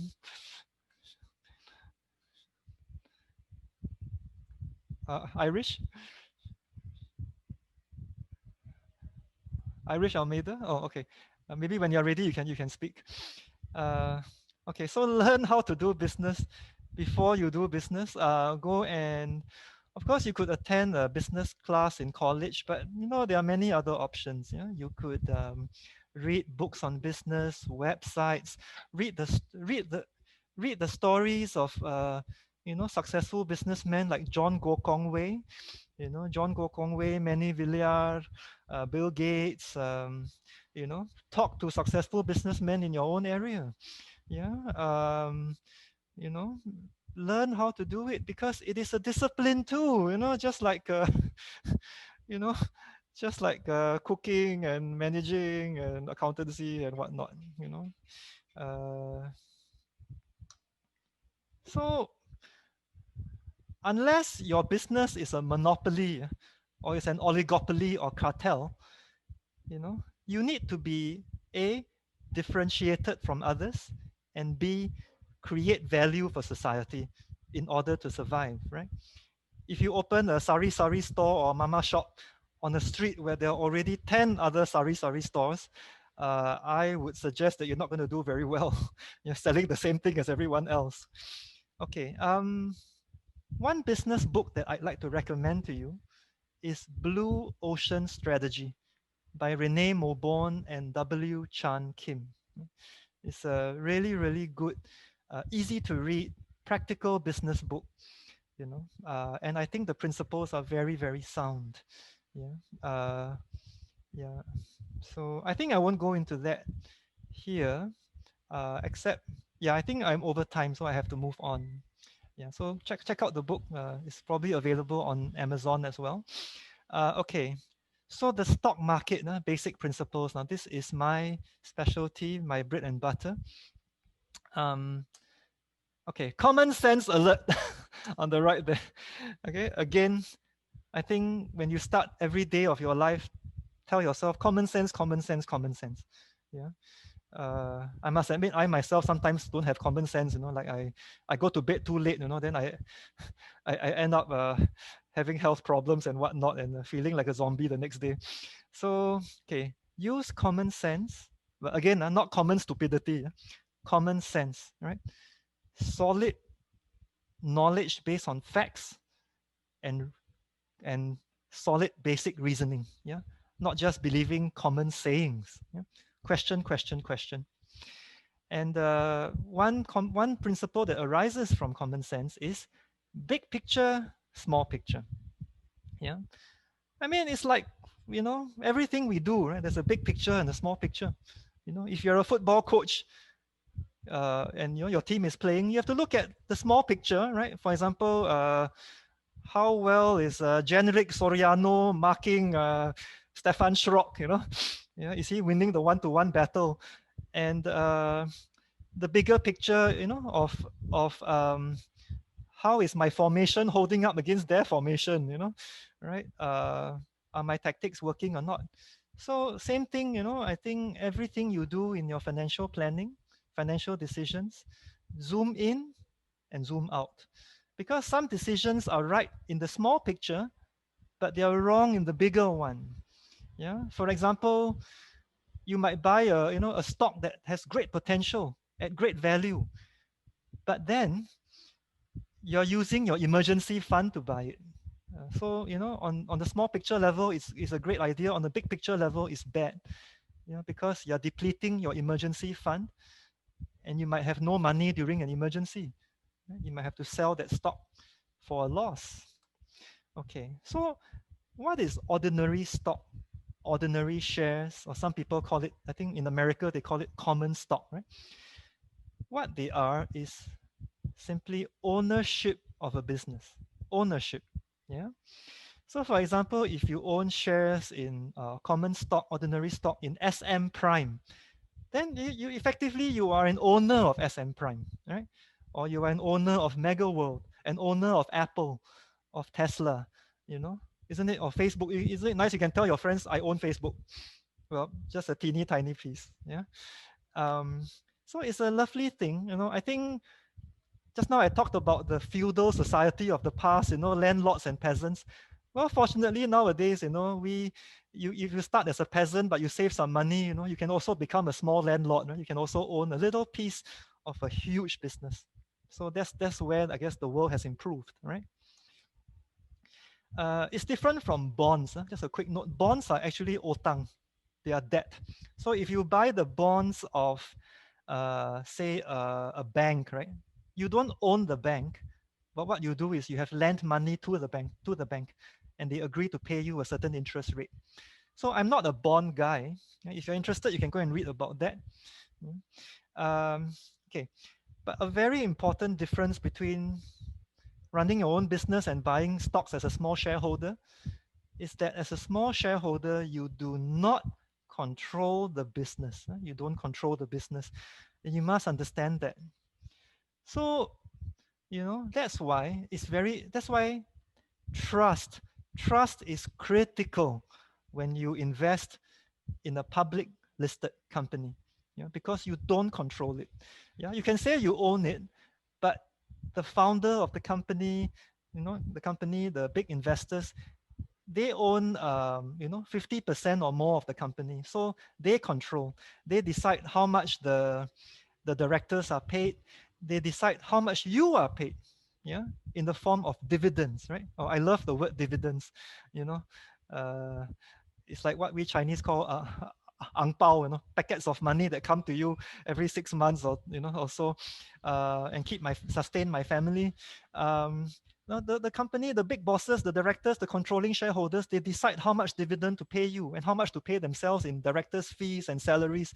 So trust is critical, and you must invest in companies that are not only honest but also uh, fair, gentlemanly, because if not, the big shareholders and directors, they will feast at the table, with all the big chicken drumsticks and oyster and crab, and they'll just throw crumbs to you. They can pay themselves millions and millions and give you just scraps for dividends, or no dividends at all. Yeah. So you must remember that as a small shareholder, you make sure you invest in someone who will take care of you, is fair to you, You should invest. Yeah. So, um, how do you know whether um, you can trust a company or not? Well, you could meet them. You know, some people they attend investor open house, or they watch online, presentations by the company. But I would say actions speak louder than words. So I have met some bosses before who were look like very decent people, very humble, but later I discovered they were crooks. So now I've realized, the most important thing is their actions over a period of time. In other words, their track record. This is why I very seldom invest in IPO, right, or newly listed companies. I normally go for companies that have been around for 5 years or more, listed on the stock exchange for 5 years or more.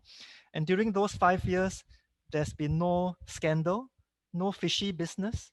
They have treated the shareholders fairly, paid us properly. You know, of course, they don't have to pay 100% of their profit as dividends, right? They might want to keep some for rainy day or for expansion of the business, but they should pay a fair amount. Otherwise, why the heck do you invest in the business if you don't get any of the profits, right? So um, yeah, so let's say it's a mature business like a blue chip. It doesn't need to expand, to spend a lot of capital on expansion. Well, they should pay at least 50% to you. Or if it's a growth company growing very fast, they want to reserve some cash for expansion. I would like them to pay at least 10-20%. Yeah, show me, as Tom Cruise said in Jerry Maguire, show me the money. Yeah, or I don't believe you. Beware of scams. Uh, yeah, the stock market is a wonderful place, but it's also a very dangerous place because the sea is full of sharks, the river is full of crocodiles, so they have a million and one ways to cheat you, to shortchange you. Yeah, so be careful. Um, yeah, I'm very careful of complexity.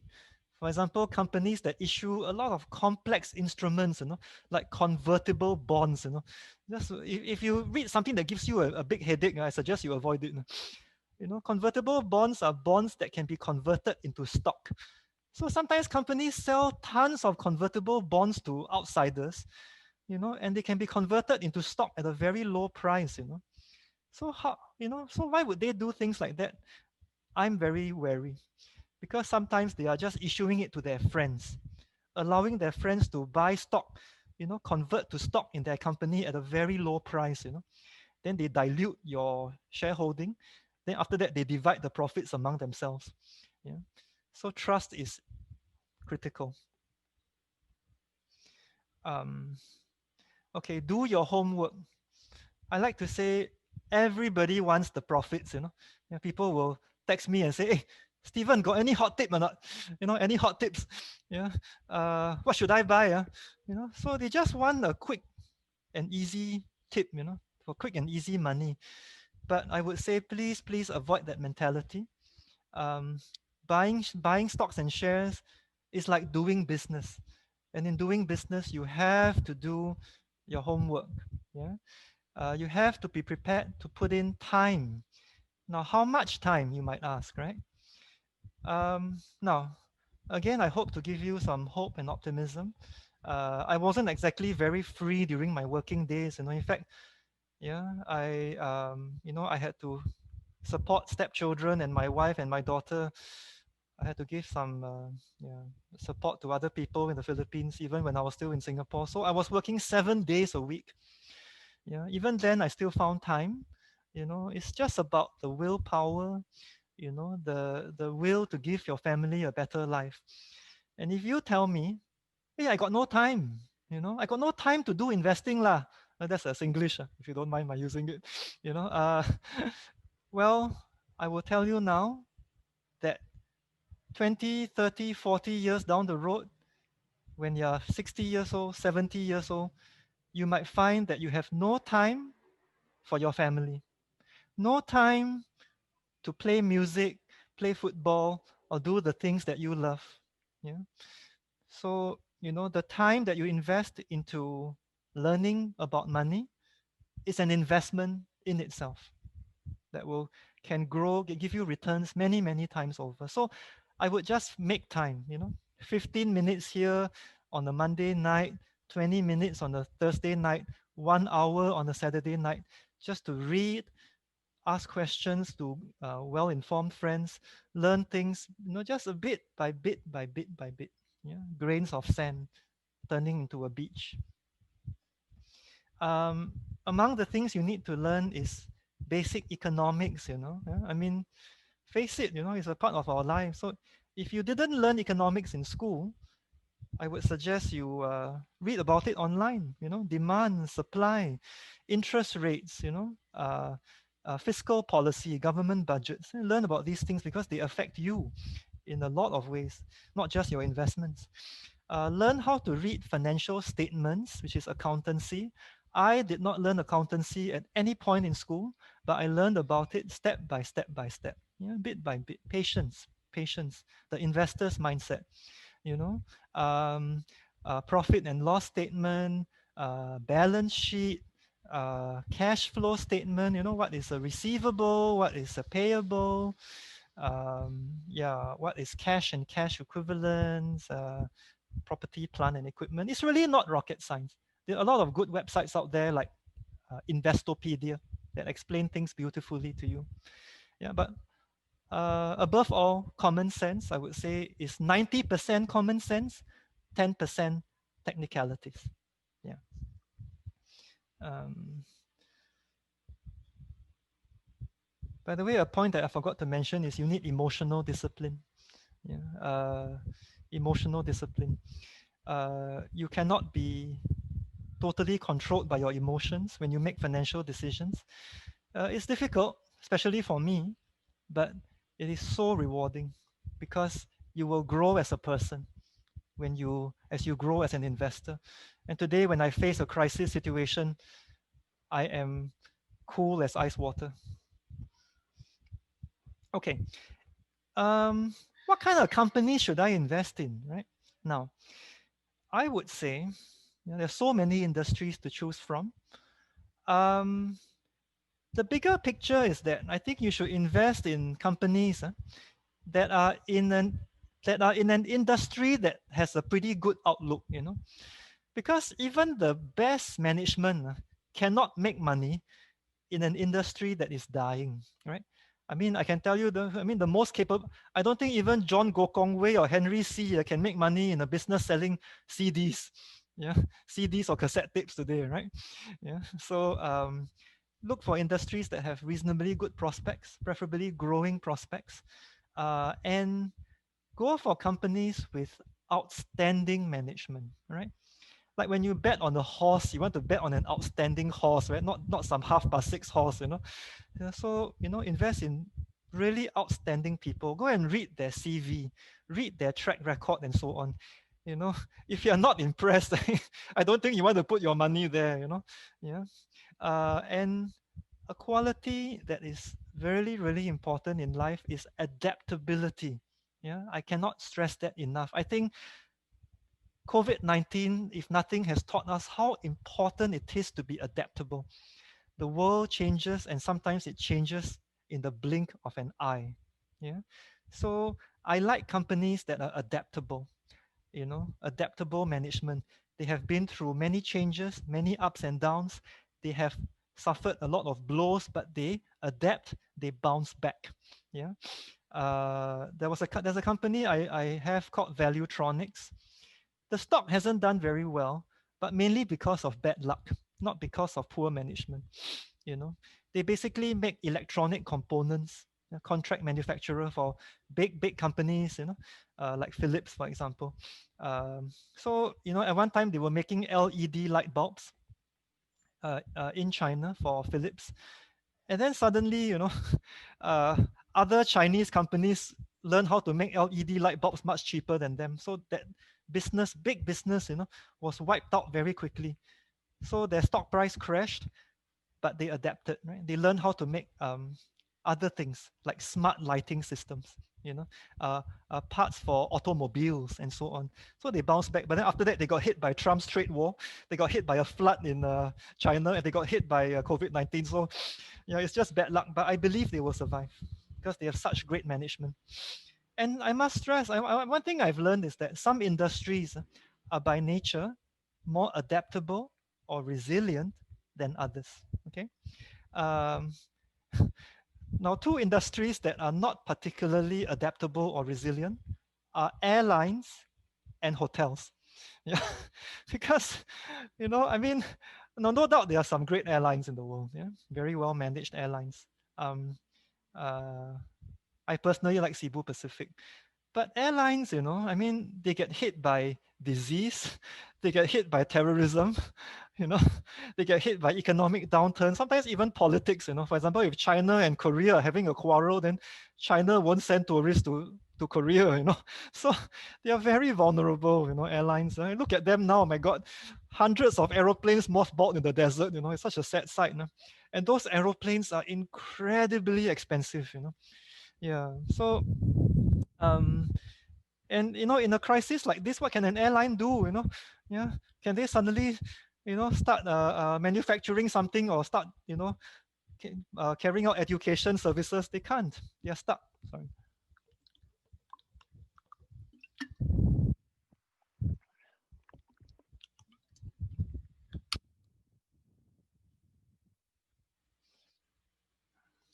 Okay, so whereas an industry that's very resilient and adaptable is manufacturing. Yeah, versatile, multi-skilled manufacturers. So one day, suddenly there's no more demand for light bulbs, right? Or LED light bulbs, or parts for parts for automobiles. They can start making personal protective equipment, right? They can start making parts for medical devices and so on. So I like manufacturing very much, and a lot of my portfolio is that. Okay, so what happens when you misjudge the boss's integrity? When you misjudge how trustworthy a company is, well, this company, Noble Group, was listed in Singapore. It was one of the most respected, famous commodity companies in the world. They're a commodity supply chain company, and they were part of the Straits Times Index in Singapore. Suddenly, they were embroiled in an accounting and debt scandal, and the price just crashed overnight. You can see, once I think it was over $2, $1.50. Then it fell to 50 cents, 30 cents, 8 cents, and then it got suspended because they are under investigation. So that was really a big lesson, and yeah, I had a bad feeling about this company long ago. Yeah, but I think I won't say too much to avoid any legal issues. Yeah. I did not, quite like the way that they communicated with the public. You know. Yeah. So okay, more basic principles. Um, invest in companies with durable competitive advantages. This is a term from Warren Buffett. He calls it the high wall and the deep moat. Makes it difficult for other companies to enter, right, and compete with them. For example, Facebook. You know, if any of us was to start a social media network today, what are the chances you think that we could displace Facebook? Right? People would all deactivate their Facebook account or leave their Facebook account and then join my social network. I think highly unlikely, right? Because they have this thing called the network effect. All your friends are already on Facebook, on Twitter, on Instagram. There is really a great disincentive for you to switch. Yes, so that's a durable competitive advantage. Um, um, so you might wonder, well, I think I need to move a bit faster. But sorry, we're very over time, very over time. I think, how about an ordinary company that's valued very cheaply? It's not very outstanding, but it's just very cheap. Can consider, but make sure that they can survive. Yeah. Okay. Next point is diversification, diversify. Don't put all your eggs in one basket. Right? Don't put all your eggs in one basket, or even two, three, four baskets. I think is I think too few, right? But common sense, right? In case you get a noble group, but at the same time, don't over diversify. Yeah, like I know people who have like 500 different stocks. It's just unbelievable. I mean, even if one of them is a Netflix, or it's a Facebook, your total wealth might increase by only 1% or something like that. So personally, I hold 14 different companies. I'm comfortable with a number between 8 and 20. Yeah, but I guess you have to choose a number that is right for you. Yeah, diversification. Some people think, the more you buy, the more diversified you are. Not necessarily, because you could buy 20 companies all in the hotel business. Then when COVID hits, well, what happens? Right? If you buy 50 companies in the hotel business, what happens? So for me, even though I only hold 14 companies, I consider myself well diversified because they are in a range of industries: electronic manufacturing, shipping, um, shipping, insurance, insurance, uh, and yeah, so on. And even among manufacturing, the manufacture many different things. Um, yeah. Um, okay. Emotional discipline. I've talked about that. Active versus passive approach. Um, some active approach means you actually you choose which stock to buy and sell. You have complete control. And when to buy, when to sell. Uh, so that one takes a lot more management. I think it potentially gives the most returns. Passive approach, on the other hand, passive approach means you don't actively manage so much. For example, there's this approach called dollar cost averaging, which means you buy a mutual fund. Yeah, again, be careful which mutual fund you buy, and don't put everything into one mutual fund. Be careful that they don't charge you excessive fees and so on. So you can buy, like, a fixed amount of, say, a few mutual funds, right? Say 4 or 5 mutual funds. You put in 1,000 pesos, into each fund every month. Yeah, whether good market or bad market, you just buy 1,000, 1,000, 1,000, 1,000, 1,000 in each fund every month, right? So this is a very mechanical approach.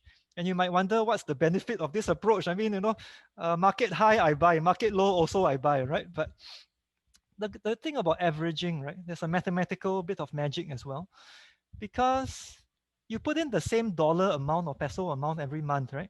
Now, when the price is high, you buy fewer units. When the price is low, you buy more units. Right? The math is quite simple. For example, if the price is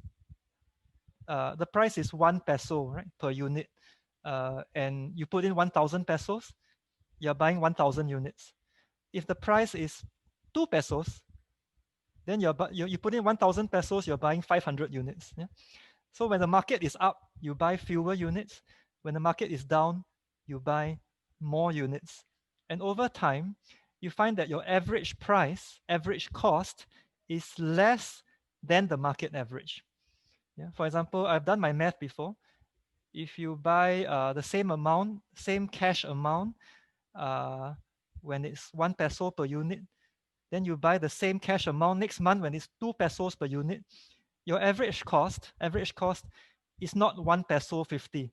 It's actually 133 or something like that. You can use your own calculator and figure that out.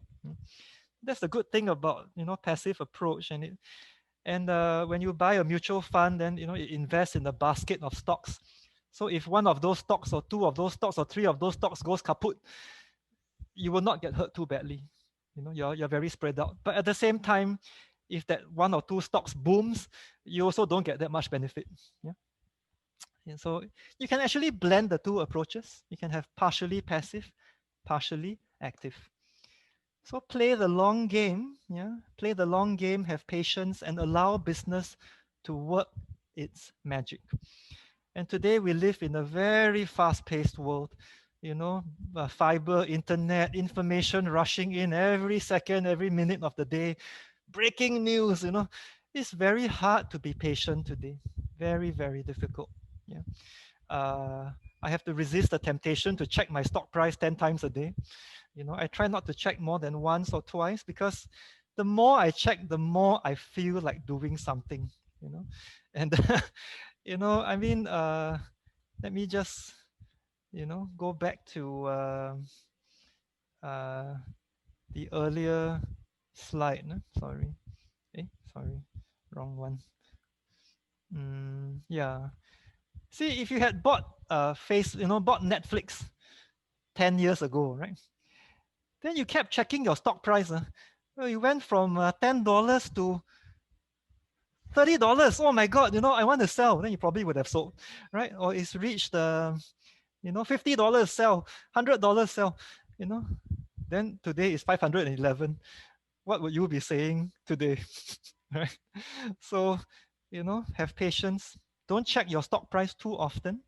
Yeah. If you really, really believe in the company, give it time and let it work its magic. Sometimes I also stick to my company even when it's going through a rough patch because I believe in the management. Um, so, sorry, previous. Steven, Yes, question. yes. Since you mentioned that you stick with your company even if they're going through a rough patch, do you engage with the people in the company that you invest in? Um, when possible, I do that. You can send them an email. You can attend the annual general meeting or AGM if you're in the same city, and so on. But mostly I rely on public disclosures because you know companies don't have that much time to deal with small shareholders like me, you know. So, oh, I'm sorry. My daughter is home, so pardon the distraction. Yeah. So, okay, yeah. So the companies will make a lot of public disclosures. And you just have to monitor. You can always ask questions, but sometimes they won't respond to you. That's the problem. Okay, my next point is about capital gain and dividends. So capital gain is, you know, you buy for $5 and you sell for $7 or $8 or $10, right? So dividends, on the other hand, is the ang pao or the little packets of money that the company shares with you on a regular basis. Yeah? You know, they share some of their profit with you. So both are very important, very very important. Um, yeah. So, you know, dividends are great because you can collect money without having to buy and sell, buy and sell, buy and sell. You know, they reward you just for sitting on it. You know, and I've sat on some companies for already about 4 to 5 years. You know, I'm prepared to sit on it forever. You know, if it gives me a good dividend yield, and some of them give me 6%, 7%, even you know, in an extraordinary case, even 13% dividend yield. Now, let's say a modest one of 6%, 6%, 7%. For every 1,000 pesos you put in, you get 70 pesos a year.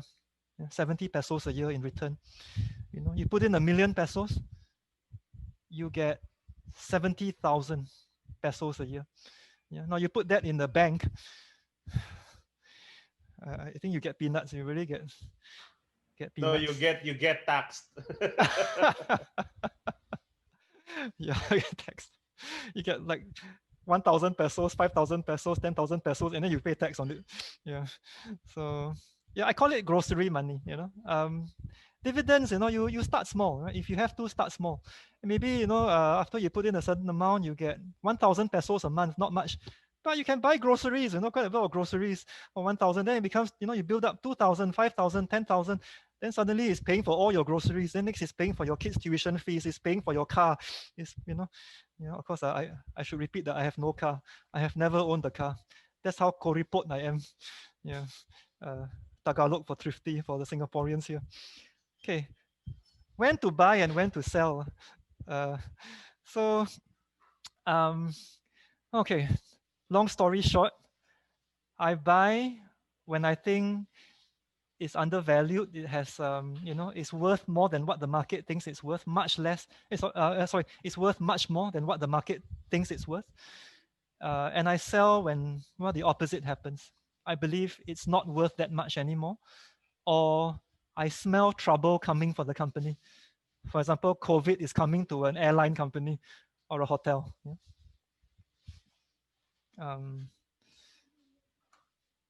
Okay. Hey, this stock worth buying or not? Okay, sorry, that's Singlish again. Okay. Steven, Yes.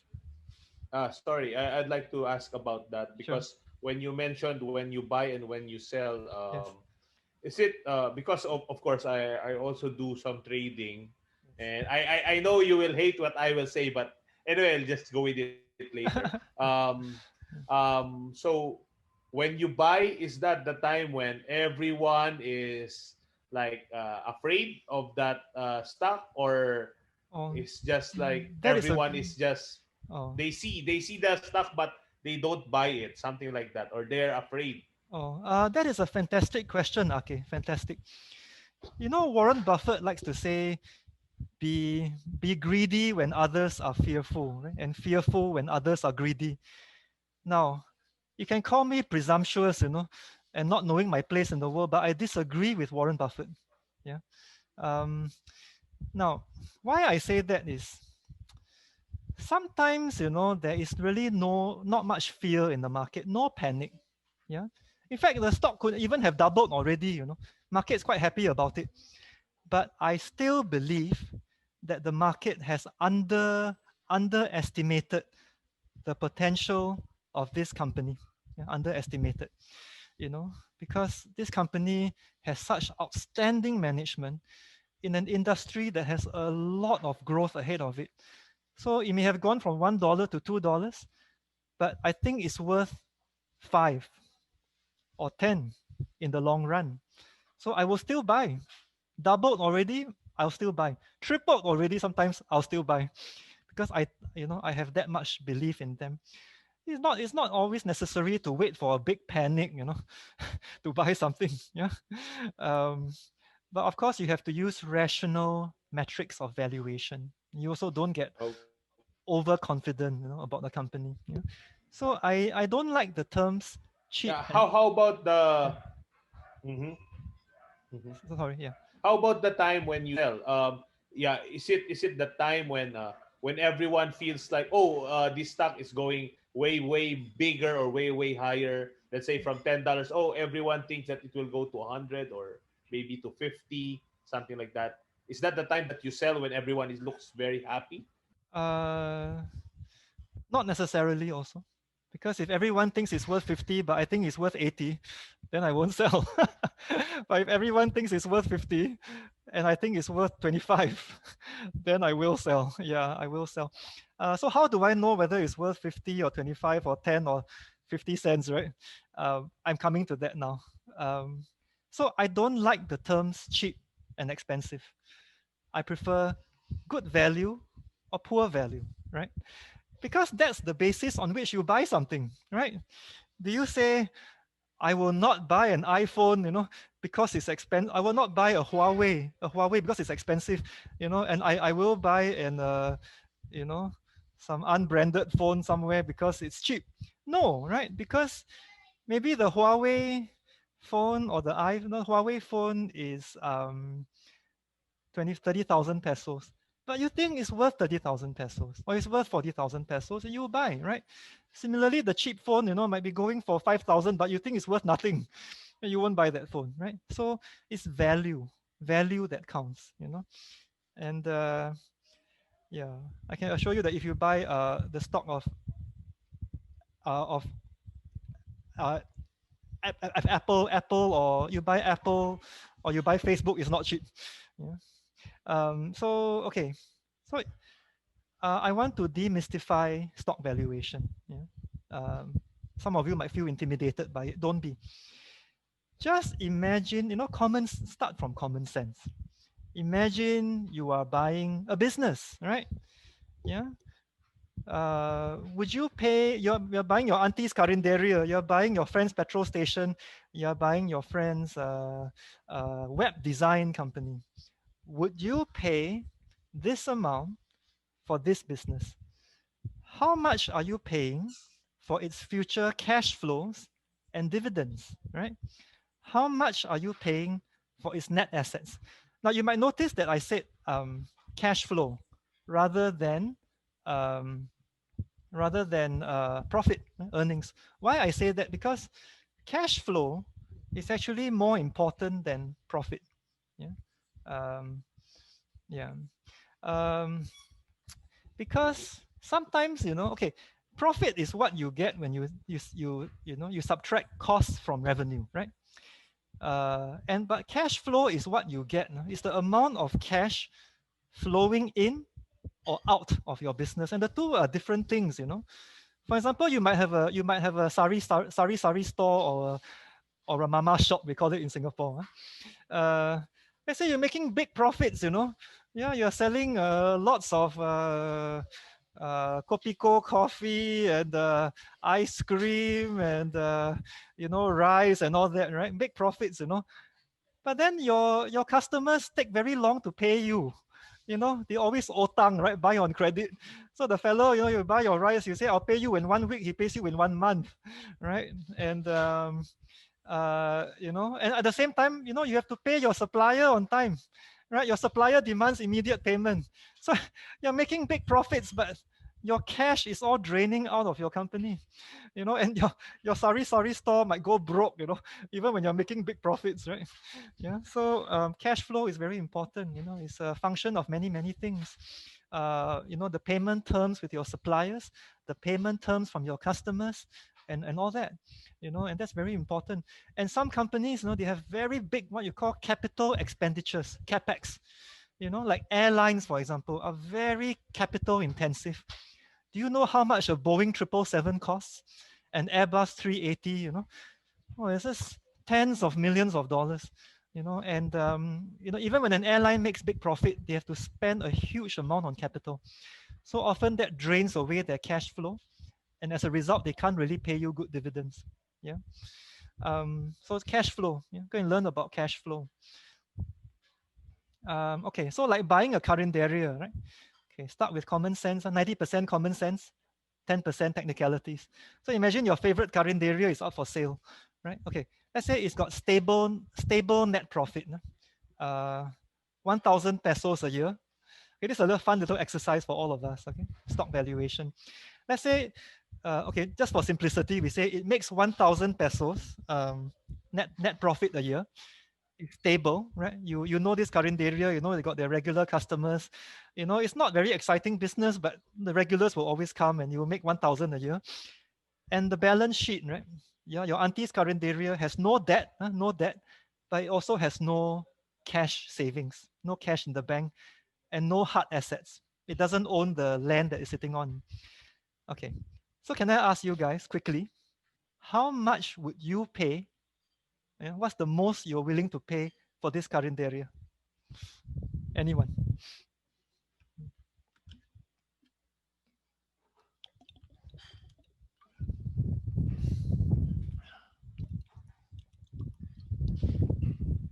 No one? Okay. No one wants to take a shot? Okay. Okay, who says 20,000? Who says 20,000 is too high? 20,000 pesos to buy this carinderia? No one? Okay. I can tell you that typically people, okay, I think in the stock market, right, the equivalent would be something like 12 to 18,000. Yeah. If this were a stock, people would pay 12 to 18,000 for it. This is what you call price earnings ratio. Price earnings ratio. The price you pay divided by the annual earnings. Yeah, is the price earnings or PE ratio. So most stock markets have a PE ratio. Most stock markets have a PE ratio average of about 13 to 18. Yeah, around there. It's normally within that range. Yeah. Of course, now with COVID, maybe it's a bit lower for some markets, but it's normally around there. So people are normally willing to pay about, I think 12 to 18 years worth of earnings. Just a general benchmark. So I think if you pay 12 to 18,000 for the current area, you're okay. Of course, you should try to pay less. If your auntie is willing to sell it to you for 5,000, all the better, right? Yeah. Um, so on what basis do we calculate that fair value? Well, this current area is probably a low risk investment because it's got stable earnings, no debt, and so on, right? So if it were to sell for, um, let's say, 15,000, right? 15,000, then that's 15 years of earnings. You would effectively get, it's like getting back a return of 6.7% a year. Uh, you're getting 6.7% of your capital back every year. It's like 1 divided by 15, right? So that's not a bad return in an environment where bank interest rate is almost zero. And even the Philippine government bond, right? Philippine government bond, if I'm not wrong, I think the 10-year yield is about 3%. You can go and check. I'm not absolutely sure, but I think it's about 3%. That's called the risk-free rate, right? So if you can get 6.7% for the current area, that is a 3.7% premium above the risk-free rate. I think it's not bad for a safe business. I think 15,000 would be a fairly good deal. Okay, now let's say the scenario changes. Your auntie has saved some money, in the bank in the current area's name. So they've got 10,000 pesos in the bank. And on top of that, the current area also owns the lot, the land, and the building that is occupying. So net cash of 10,000, the lot and building worth 10,000. Now, how much would you pay in this situation, assuming everything else stays the same, as also earning 1,000 a year, right? So now you have to factor this in, and I think now the fair value of this current area increases by 20,000, right? 20,000. It's quite simple. So if you were willing to pay, if you thought 15,000 was a good price before, now you should be willing to pay 35,000 plus 20. Yeah, that would still be a good price, assuming that the auntie, the current area does not withdraw the cash and sell the building. Yeah. Now, opposite. Now the current area has debt. Okay, the current area, auntie has borrowed 1,000 pesos in the current area's name. So if you take over the current area, you are not taking over, an asset. You're taking over a liability. Of course, the business is an asset, but the debt is a liability, right? So the 1,000 pesos will be in the name of your business if you take over. So you should deduct that 1,000 from the price that you're willing to pay. So if earlier you're willing to pay 15,000, now you should be willing to pay 14. Make sense? So listed companies are quite like that. Okay. Then if the current area is a very exciting current area, yeah, let's say auntie sells the best roast chicken in town, has the best chefs, best cooks, sells the best lugao, right? Then you think net profit is likely to grow 20% per year compounded, for the next 10 years. Then this is what you would call growth investing, right? Earlier on, we were talking about value investing, but now if you think it's a growing asset, then it's kind of a different category called growth investing. Now, how much would you pay for the current area then? You see, so that would depend on your estimates of how much the profit will be in 5 or 10 years. So if it's growing 20% a year compounded, means growth upon growth upon growth. After 2 years, the profit will be 44% higher. After 3 years, 72% higher. After 4 years, 107% higher. After 5 years, um, sorry, my math might be a bit off. After 5 years, it'll be 148% higher. The profit would have more than doubled after 5 years.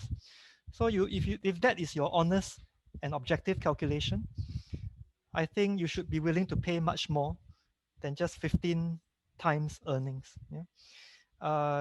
In stocks, we have this thing called uh, price earnings over growth, or the PE ratio divided by the growth rate. So if it's going to grow 20% per year, it's probably fair to pay 20 times earnings, in which case it will be 20 times earnings divided by 20% growth rate. It's a price earnings over growth ratio of 1, which is generally regarded as fair. Yeah. Okay. It's a bit complex. I don't have time to go into so much detail. Sorry about that. So, yeah, so I did this, I applied this formula to a company that one of my favorite stocks, AV Tech Electronics. They do testing of microchips, stress testing to make sure that the microchip is reliable in all conditions. So, so it's very much like the current area, just that now you are applying it to, some stock metrics. I bought it in June 2016. The price per share was 23.5 Singapore cents. It might look very cheap, and some people might think it's a rubbish company, but I can tell you the stock price is a very deceptive thing, very misleading thing, because if the stock price is cheap, doesn't mean the company is not valuable. It could just be that it's chopped into a lot of small pieces. You see? Each share is actually just a very small piece. I could easily consolidate 5 shares into one. The thing would become $1.15, per share. So it's just that the slices are very small, but it's a very good company. And so it was selling for 23.5 cents per share. Now, this company has a very strong balance sheet. Cash minus debt amounted to 16.2 cents per share, right? It's like the current area, just that now we're working with numbers per share. Yeah. So, if you buy the company at 23.5 cents, right? Effectively, that 16.2 cents net cash per share belongs to you. It belongs to you as a shareholder. Doesn't mean that they will pay it to you immediately. Yeah, if they are not nice people or what, or they need to retain the cash for safety, their own safety. But effectively, if the company is honest, that 16.2 cents per share belongs to you. It will come back to you in one form or another, through dividends or through growth and whatnot. So for the business, you would only have been paying 7.3 cents per share below here. So that is the share price. So I'm trying to find the laser pointer. Laser pointer. Okay. Hope you can see my pointer. You're paying the share price minus the net cash per share, right, which in a sense belongs to you. It's like a discount on your purchase. You will only be paying 7.3 cents per share for the business. Right? You discount the net cash, 7.3 cents for the business. Now, how much did the business earn every year? At the time, that was already 9 months. It had already passed 9 months in the financial year, and they had earned 2.83 cents per share, net of tax. So I just conservatively forecast that they would earn 3.6 cents for the full year, right, or another 0.9 cents in the last quarter. In other words, my judgment was that this company could earn 3.6 cents per year, and I was only going to pay 7.3 cents per share for the business. I hope that's easy enough to understand. Simply put, this is like buying your auntie's carinderia, the stable carinderia, for two years of earnings only. It was insanely cheap, provided buying her carinderia for 2,000 pesos. Within 2 years, you would have earned back your capital already, and the carinderia would still retain its value, right? You could still sell it for 15,000, so you would have made 50% return per year. you would have doubled your money uh, uh, effectively in 2 years. You know, yeah. So yeah. Uh, so assuming their accounts were clean, it was a heck of a bargain, and I bought it. How do I go to next slide? Oh, okay. Yeah, I must say it's a very big if, assuming their accounts are clean and the company is honest. And I checked their track record. There was no reason for me not to trust them. They had always treated their shareholders well. Why was the company selling so cheap, you might wonder? Because they had gone through a rough patch. They lost money for 3 years. Yeah. But they were recovering quickly, and the market had failed to realize that. That's why it was so cheap. So this is me visiting the company's office. You can see I bought it at about 23.5 cents. It went as high as 50 plus cents. Had a bit of a knock. You see, companies go through ups and downs, but today it's worth 44 cents. Almost double what I paid, and they've been paying me, um, 7%, 9%, 10% dividend per year, based on my cost price. Yeah. So another example of value investing is a plastics precision manufacturer called Fuyu, yeah, plastics and metals.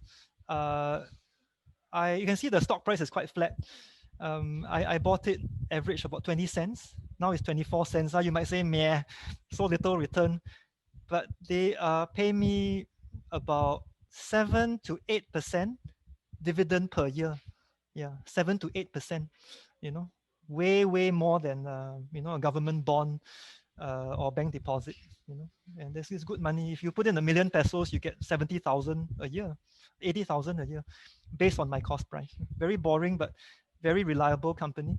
Yeah, plastics and metals, precision manufacturing. They make parts for phones and cars and so on.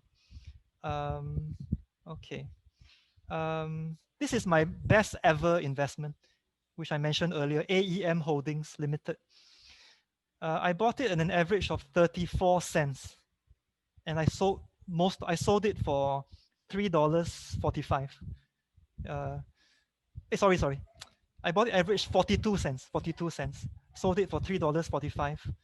So it was about an 8-bagger, or 700% capital gain plus dividends.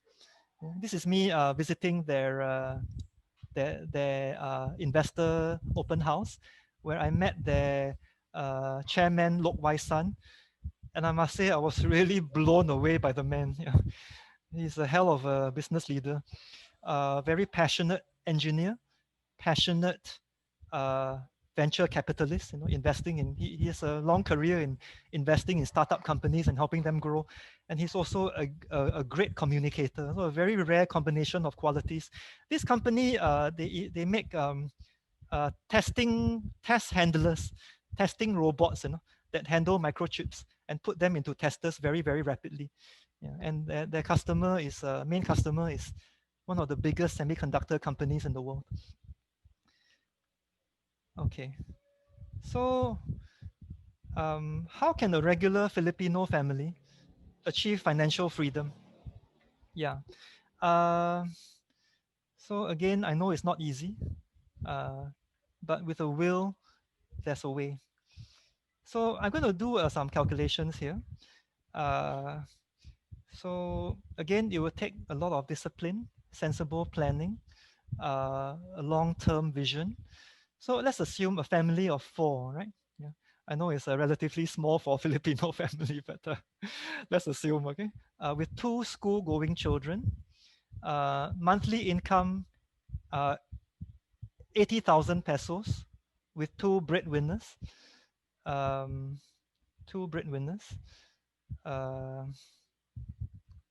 And I know this number may seem high to some of you, but I could also easily work with 60,000, yeah? Or even 50. But it depends on whether you're single, right? How many kids you've got, whether you stay with your parents or not. But I think 80,000 is not unattainable for an ambitious family. Sorry, I got a message from Zoom. Okay. Is I think if you have an OFW in the family, one police, one or two police officers, 80,000 is not unattainable. Uh, so uh, sorry, I can't get the slide to. Okay. So monthly expenses. I know these are quite conservative numbers, but you have to be, you have to be koripot or thrifty to achieve financial freedom, and I can assure you I was. So housing, let's assume 8,000 pesos per month housing cost. Let's say rent a simple apartment in the Visayas.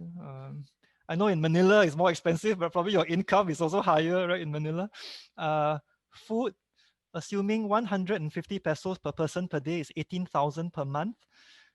Transportation, uh, wala coche, right? No car, just like me. I took the bus and MRT everywhere in Singapore. So assuming 30 pesos per person per day, traveling by jeepney, train, motorcycle, that's 3,600 per month. Utilities, including internet, 6,000 with no air conditioning, like me.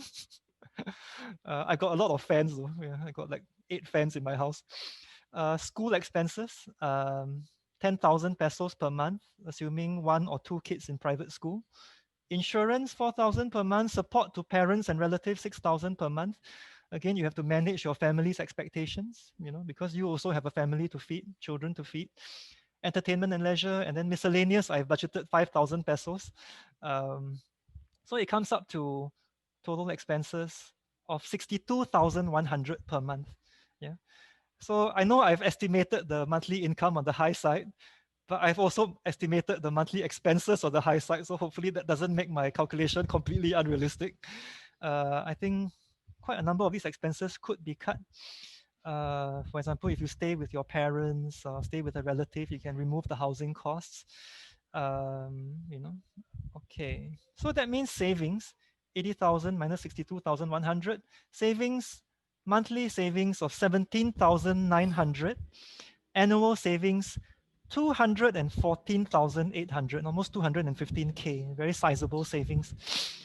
Yeah, so um, I myself was ruthlessly thrifty in Singapore.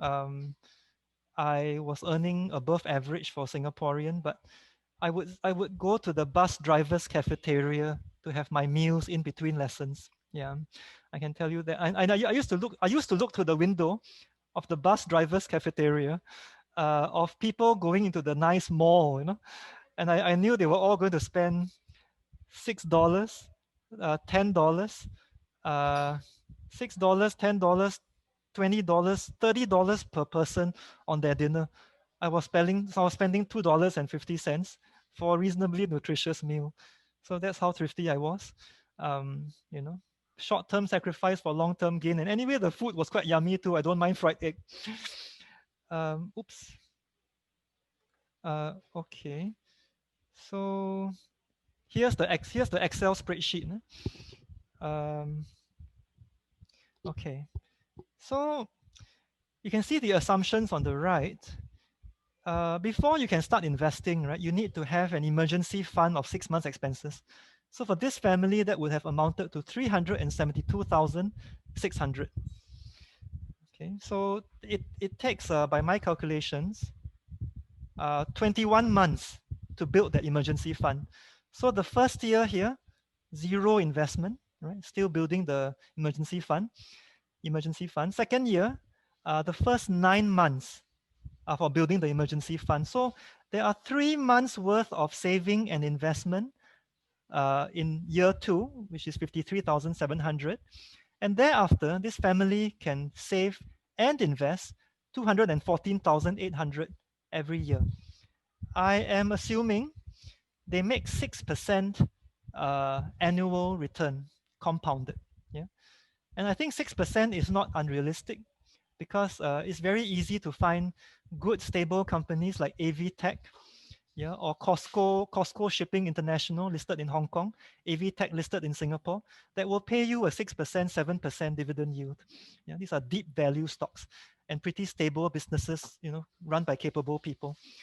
So yeah, my friend Mano, I think, made compounded 12 to 14% and something like that over decades. So, yeah, you can imagine how rich he is then.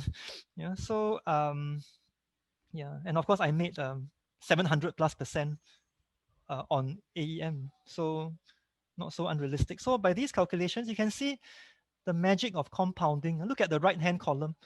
See the rate of increase is going up, up, up, right? Yeah, at first, it's only increasing by 200,000 plus. But after a few years, it's increasing by 400,000 plus per year. And by 10 years, you would have amassed, your family would have amassed 2.3 million pesos. 2.3 million pesos. For my Singapore audience, this is about 70,000 plus Singapore dollars, something like that. Yeah. So year 11 to 20, you can see the rate of increase. Again, the same rate of investment every year, 6% compounded. So you have, you have every year you have a return on the previous year's return, right? On the previous year's return, return on return on return on return. Of course, sometimes some years will be better, some years will be worse, some years you may have a financial emergency. But I think 6% long term is not unrealistic. So after 20 years, yeah, suppose you started at age 25, you'll be about 45 years old. Or you started at 30, you'll be 50 years old, you have 7.2 million pesos of assets. Yeah. Okay, now from year 21, a little piece of magic can happen, which is your children graduate from college. Yeah, graduate from college. So no more children's expenses, right? Savings increased by 23,300 per month. And now you are saving nearly 500,000 pesos a year. So you can see the rate of increase accelerates quite dramatically. After 30 years, when you're perhaps about 60 years old or 50 plus, you have almost 20 million pesos. If you choose to keep working for another 3 years, working and earning, 25 million pesos. Or you could stop and become a full-time investor like me. And one fascinating thing is in the 4 years I've been in the Philippines as a full-time investor, I have earned more than exactly as much as I used to when I was working. So that's the power of investing and compounding. Yeah. Okay, I'm so sorry I've been so over time, but I'm done. And thank you very much. It's been wonderful spending this time with you. And now I would love to chat with you about money. Any questions, comments, brick bets? If you think I've been talking rubbish, please let me know. Stephen, okay, maybe first I'd like to say thank you very much for I'm sorry, your. who's this? It's Ake. Oh, Ake. okay. Oh, hi. Yeah. Yeah. Yeah. Stephen, thank you very much for your sharing. I know I see the passion that you put into it and really the passion of you doing this also for your life, for your family. And I really appreciate what I've learned today. My pleasure. Hopefully there's more time for you to interact with us, especially Yes. those who are interested. Oh, Yeah. sure. And also, Yeah. of course, thank you very much also to Coach Noel for doing this for us. Yeah, Thank you, that's Coach. all. Thank you very much. I'll just stay on the. Oh, thank you so much, Ake. I will stay as long as you want. Yeah, somehow I just don't feel hungry when talking about money. Then we will stay together. um, anyone at all, please yeah, speak your mind. And there's If no you such thing as a wanted, stupid if you question. wanted to, if you wanted to ask questions, like if you wanted like a more discreet conversation with Steven, you can message him on his Yes. Facebook account. Yeah, it's on the screen Steven right there. Stephen WS Ooi is WS on the Ooi. Yeah. screen, Yeah. so you can just message him directly. Okay, and hope there's someone that can raise a question here. So I think we can just discuss like a bit, maybe Are 10 there to are there 15 some minutes questions in the chat box? in the chat box. Yeah, are there some questions there in the chat? Well, Uh, Steven. actually, when we yes. started, Yeah. there's none actually. Yeah. None? Steven, I Oh, have okay. a question. Yes, yes. Uh, yeah. Why do you prefer to stay in the Philippines as compared to staying in Singapore? Oh my God, I didn't see that question coming. um, wow, that is You're sorry, quite I'm going. surprised, Steven. Yeah, yeah. Yeah, I that can is see it there okay, on your okay. on your Yeah, I presentation, have huh? to be very careful with this question because I might end up offending people in my own country or somewhere else. But okay, simply put, um, there are some things about Singapore that I don't like. So that's one thing. I think I can say it's safe to say I think that Singapore is a very competitive, very materialistic place, and it has become more and more so over the years. So I'm not comfortable with that. I'm not very comfortable with that. I and as the survey said, Singaporeans are the most emotionless people in the world. I'm certainly not that. I think Coach Noel will vouch for that in the days when I was supporting his Kaya FC. I was the drummer for Kaya FC Ilo Ilo, as well as I even wrote a cheer in Hiligaynon, co-wrote a cheer in Hiligaynon for Kaya, and I was beating the drum from Ilo Ilo to Bacolod, even to the AFC Cup in Singapore. So I'm a very passionate guy, and in that sense, I'm more Filipino than Singaporean. Yes. And I love Filipinos. I love the puso that Filipinos have so much. I think of course, the Philippines is less developed than Singapore, and I've sacrificed a lot of things to be here. But I think this makes up for so much, and yeah, I think just seeing all of you here today is evidence, is proof enough of that. I also wanted to challenge myself because Singapore is a bit too comfortable. Sometimes when you walk 1 kilometer from your house to the train station, you have a shelter over your head every inch of the way.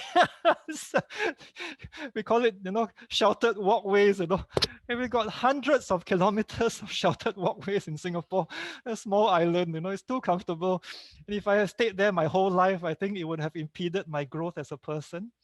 So I wanted a fresh challenge. I wanted a different way of life, a different way of seeing things. And I think our countries being opposites, we have so much to learn from each other. So much. And I want to stress it's not one way, I mean, many Singaporeans are quite arrogant, because of the country status. But hey, to my kababayan, my countrymen, I'm telling you now, we have just as much to learn from the Filipinos as they do from us. And that's it. Yeah. Can I have a follow up question? Yeah, sure. Okay. Anyway, since you're discussing about stocks and buying things in your portfolio, since you're in the Philippines right now, and I think you're trading international stocks that are in Singapore. Am I right? Yes, yes. I'm trading Yeah. in Singapore, Hong Kong, and the Mm-hmm. United States All through my right. Singapore broker. So I can do it online. I Oh. can do it online Yeah. anytime, anywhere. Okay. Yeah, Yeah. yeah. Oh, okay. So are you also trading stocks in the Philippine market? No, I am not. Oh yeah, okay. Since you mentioned that, yeah, thank you so much. I forgot to mention something. I've been looking up. Okay. Sorry, I haven't gone into the Philippine market. I'm a busy guy too, and it's a whole new ball game, the Philippine market. And as a foreigner, I would be taxed 15% or 15 or 20% on my dividends, whereas in Singapore and Hong Kong, there's no tax, for most dividends. So not the, I think there are some downsides there for me, And also, I like to invest in high technology, and the Philippine market, to my understanding, I'm sorry if I'm wrong, but the Philippine market does not have a lot of technology companies, So these are the Yeah. reasons. For Filipinos who want to, of course, you can check out your home market. I think the companies listed there very well, but it's also good to look abroad. However, for Filipinos to invest abroad, my understanding is it's not so easy. You know, uh, I've been doing some homework. I think the local, I was told, again, sorry if I'm wrong, I was told that the local brokers only only uh, serve the Philippine market. They can only allow you to buy Philippine listed stocks. Uh, Yeah, that's right. However, I think some Pinoys go into foreign brokers. I will just name a few. Again, I should stress I'm not recommending that you buy or sell anything or that you trade or that you use any particular broker. I'll just throw up some names, and it's for you to go and investigate for yourself whether it is good or not, right? There's one called eToro. There is one called Ameritrade, Ameritrade, uh, and what's the last? Sorry, I can't quite remember the others. There are a few American brokers that allow foreigners to open accounts. And if you go abroad, I think you can also open accounts with brokers um, in Singapore. In Singapore, you can just send a form actually uh, and open an account with Singapore brokers as well. Um, yeah, provided you can move currency out of the country, convert it to US dollars or Hong Kong dollars or Singapore dollars. I think you can trade with overseas brokers. But make sure you do your homework, make sure that it's dependable. And maybe you should start small first to test them out. Yeah. Okay. Steven, last, and maybe you will hate me for this, but I would like to say it ahead of all our friends who are here. No, Right. what is your say about the current trend on digital money, specifically this Bitcoin Bitcoin. and I should have seen that one coming. Aki, are you in Bitcoin yourself? yes, for the past three You years. are, huh? Okay. Um, I am not really qualified to comment on that, but I will just give my very personal opinion. Yeah, I'm not smart enough to understand Bitcoin. Yeah, uh, is this some seemingly magical money that only exists on my hard drive? Or in this thing that they call the blockchain. And it's created by some unknown guy with a Japanese moniker. Nobody on earth knows who he is, if I'm not wrong, right? and and uh, Yes. and how do you create new Bitcoin? And you know Yeah. can Bitcoin be destroyed if my hard drive gets hit by a virus? Will my Bitcoin disappear? All these things are questions that I can answer. you know um, but I think it would appear to me that cryptocurrencies and digital currencies, they do have a function in the real world, right? I think already quite a lot of merchants accept Bitcoin. You know, even Facebook, I think is working on its own digital currency or cryptocurrency. So it has a utility or use in the real world. But how do I know what is its intrinsic value? It's real, the value within its nature. Yeah. How would I know Yeah. that? How do I Yeah, know what? I will comment Yeah, on it. I yeah, will please comment do. on it. Yeah, Yeah. Okay. yeah. Yeah. If I may speak, no, in behalf of myself. Okay. A Bitcoin is like a concept. It's like a perceived value. Perceived value, Okay. right? And yeah. And the thing is, Bitcoin is there's a finite number of Bitcoins. It cannot expand anymore. It's like Uh, unlike gold, you can mine gold every year. There will be another set of new gold that will be coming in the market. Unlike let's say Bitcoin, there's a finite number of it. oh, okay, Currently, mhm, so let's say it started, it's only 21 million, right. but some of it got lost because some people don't really know how to take care of their coins. Some of them lose their keys, something like that. No, Mm, but the thing is, Steven, maybe I'm talking. What I want to share with you also is why I stick with Bitcoin is not because of Bitcoin itself. There are several companies that run on the blockchain Yes. that people can invest in. Right. Let's say, for example, right now there is like a 40% rise in this one coin, one token, which we call XRP. It's Mm. already in all central banks around the world. So it all runs in the blockchain. Unfortunately, Bitcoin is like the mother. It's like the US dollar of the digital currency, something like that. I see. Okay, okay. Uh sorry, I can't hear you anymore. I think you have muted yourself. Oh, yeah. Oh, sorry. Yeah. Anyway, for just for information of everyone, but if maybe we can discuss further on it. Maybe Yeah, some people will we can have, yeah. discuss privately. Add me on Facebook. Oh yeah, sure. Yeah. I am Yeah. willing. I'm willing. Yeah. Yeah. I uh just personally, yeah. Um I prefer to invest in a business than some kind of an abstract currency on the computer because of the magic of business, you know. And a really great business is going to grow from a small plant into a mighty tree, and it's a process that is very easy to understand. uh, but if you are smart enough to understand cryptocurrency and you believe there is magic in cryptocurrency, well, I don't think anything should stop you from investing there. Yeah, I was just Yeah. wondering if Yeah. anybody else would like to say something. I would love to hear from more of you. I see there are some members of Coach Markaida's family here. Uh, is your name Manchi? Do I pronounce it correctly? Yeah. Steven, actually, I go through the chat box first because Oh, there are chat box. comments here as well. Oh, okay. Okay, when you started talking about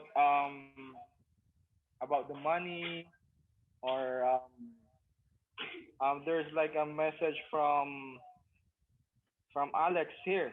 Actually, this caught me first because this is the first message that I saw. Oh, Okay, with you discuss about money can't buy happiness. Money cannot buy happiness. I yes. think as Alex, our colleague here, posted like those who say money cannot buy happiness, those doesn't have it. Yeah. Alex mentioned Oh, about that doesn't have it. those who say, yeah, those who say money can't buy happiness doesn't have it. Yeah. Then That's there's also one unfortunately here true. Yeah. from from Mazing.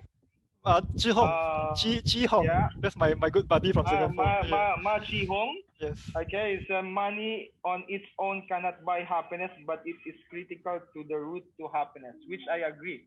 Okay, because it is Yeah. very important, of course, very important that you should know how to handle, Yes. how to manage money. Yeah. Yeah, because when we say happiness, there are long-term and short-term happiness.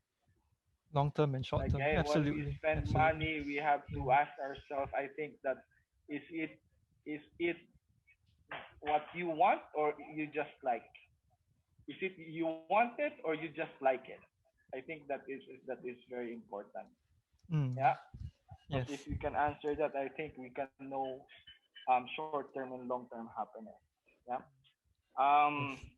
Wei King Lee, he mentioned about money is the root of all evil. That's why you said in your presentation. Yes. Yeah, but he put like the lack of money or love of money is the root, okay, of all evil.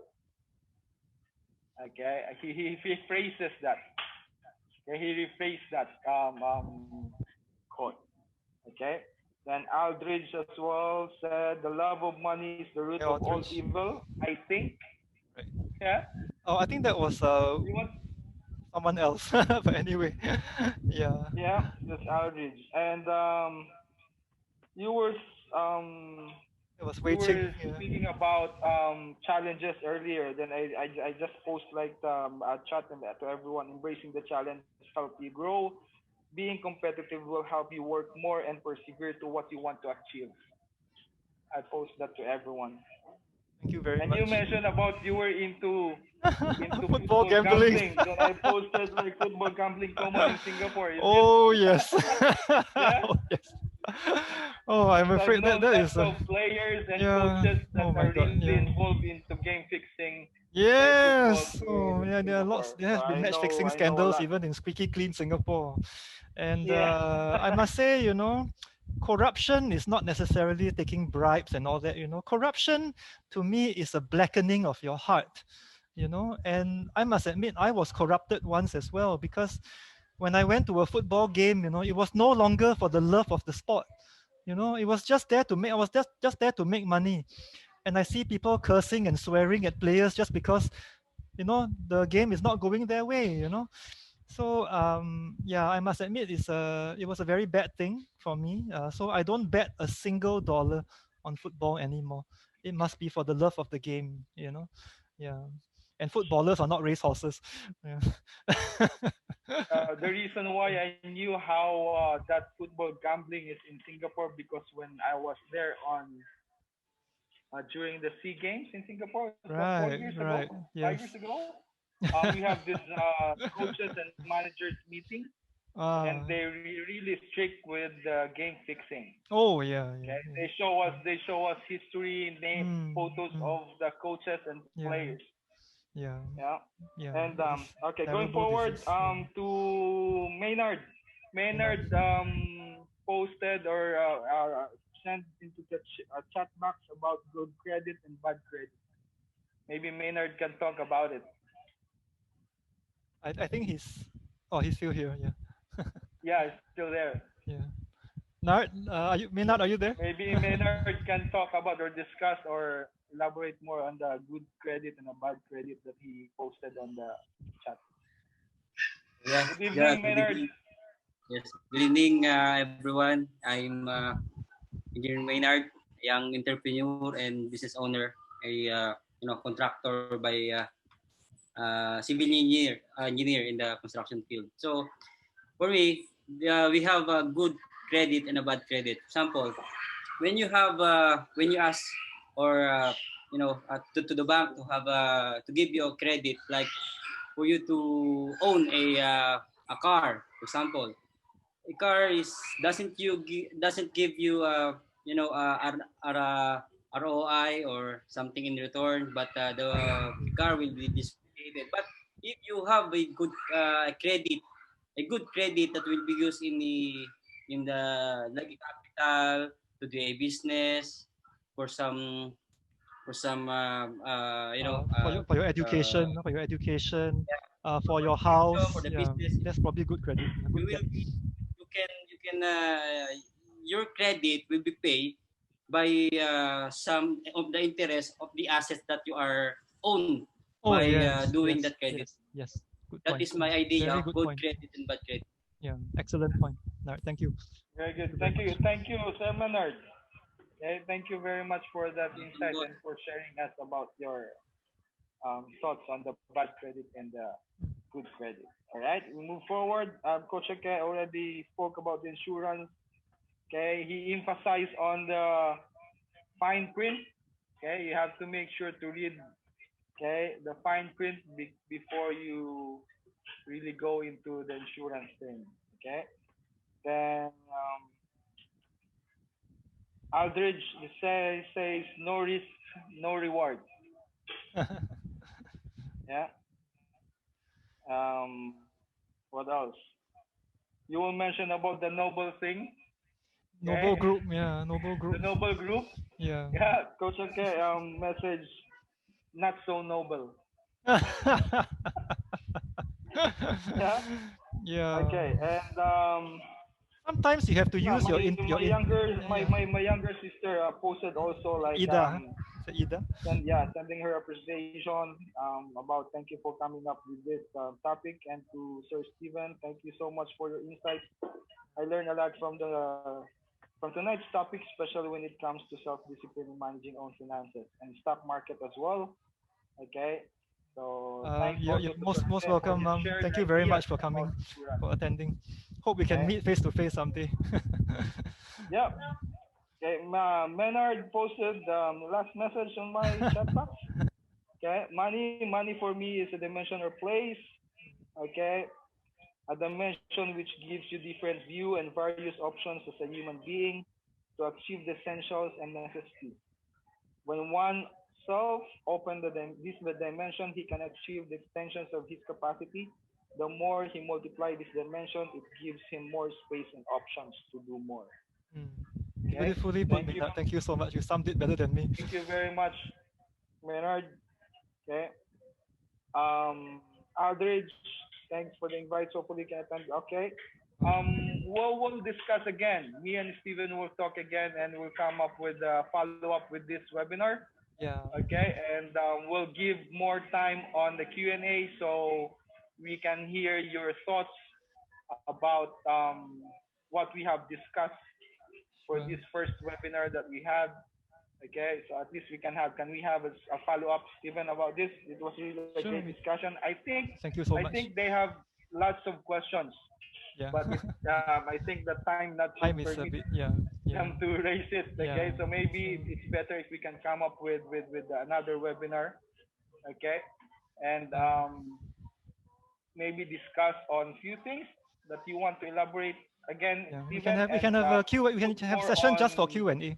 Can even have a more and session so maybe just like a follow up. just for Yeah. Q&A. Yeah. Sure. Okay, You can always tap, see yeah, who's interested. So, if I may, just want to say thank you so much, everyone, for being here. This means the world to me, that I can do something for the people of the Philippines. And I would like to wish all of you and your families mas magandang buhay, and keep safe during this crisis. Um, the light at the end of the tunnel is within sight. So, I think give yourself a pat on the back for surviving, and do plan for your future, create a vision, and work towards it day by day by day. Thank right. you. Right. So that's it, guys. Thank you very much Thank you for so much. spending God bless your weekend everyone. with us. Yeah. God bless everyone. Stay safe, Bye and we'll bye. see you on the next webinar with follow up on this one. Right. All right. Thank Thank you so you. much. Have a Thank great you. night. Mm. Thank you very much. All right. Thank you, Bye Steven and bye. Coach Bye Noel. bye. Salamat, salamat, Thank you. Thank salamat. you, everyone. Walang anuman. Thank you to Noah and Steven. Thank you. Bye Thank bye. you. Paalam. Bye-bye. Bye. Um, Hi. Thank you, Sir Steven. oh, my pleasure, ma'am. Thank you.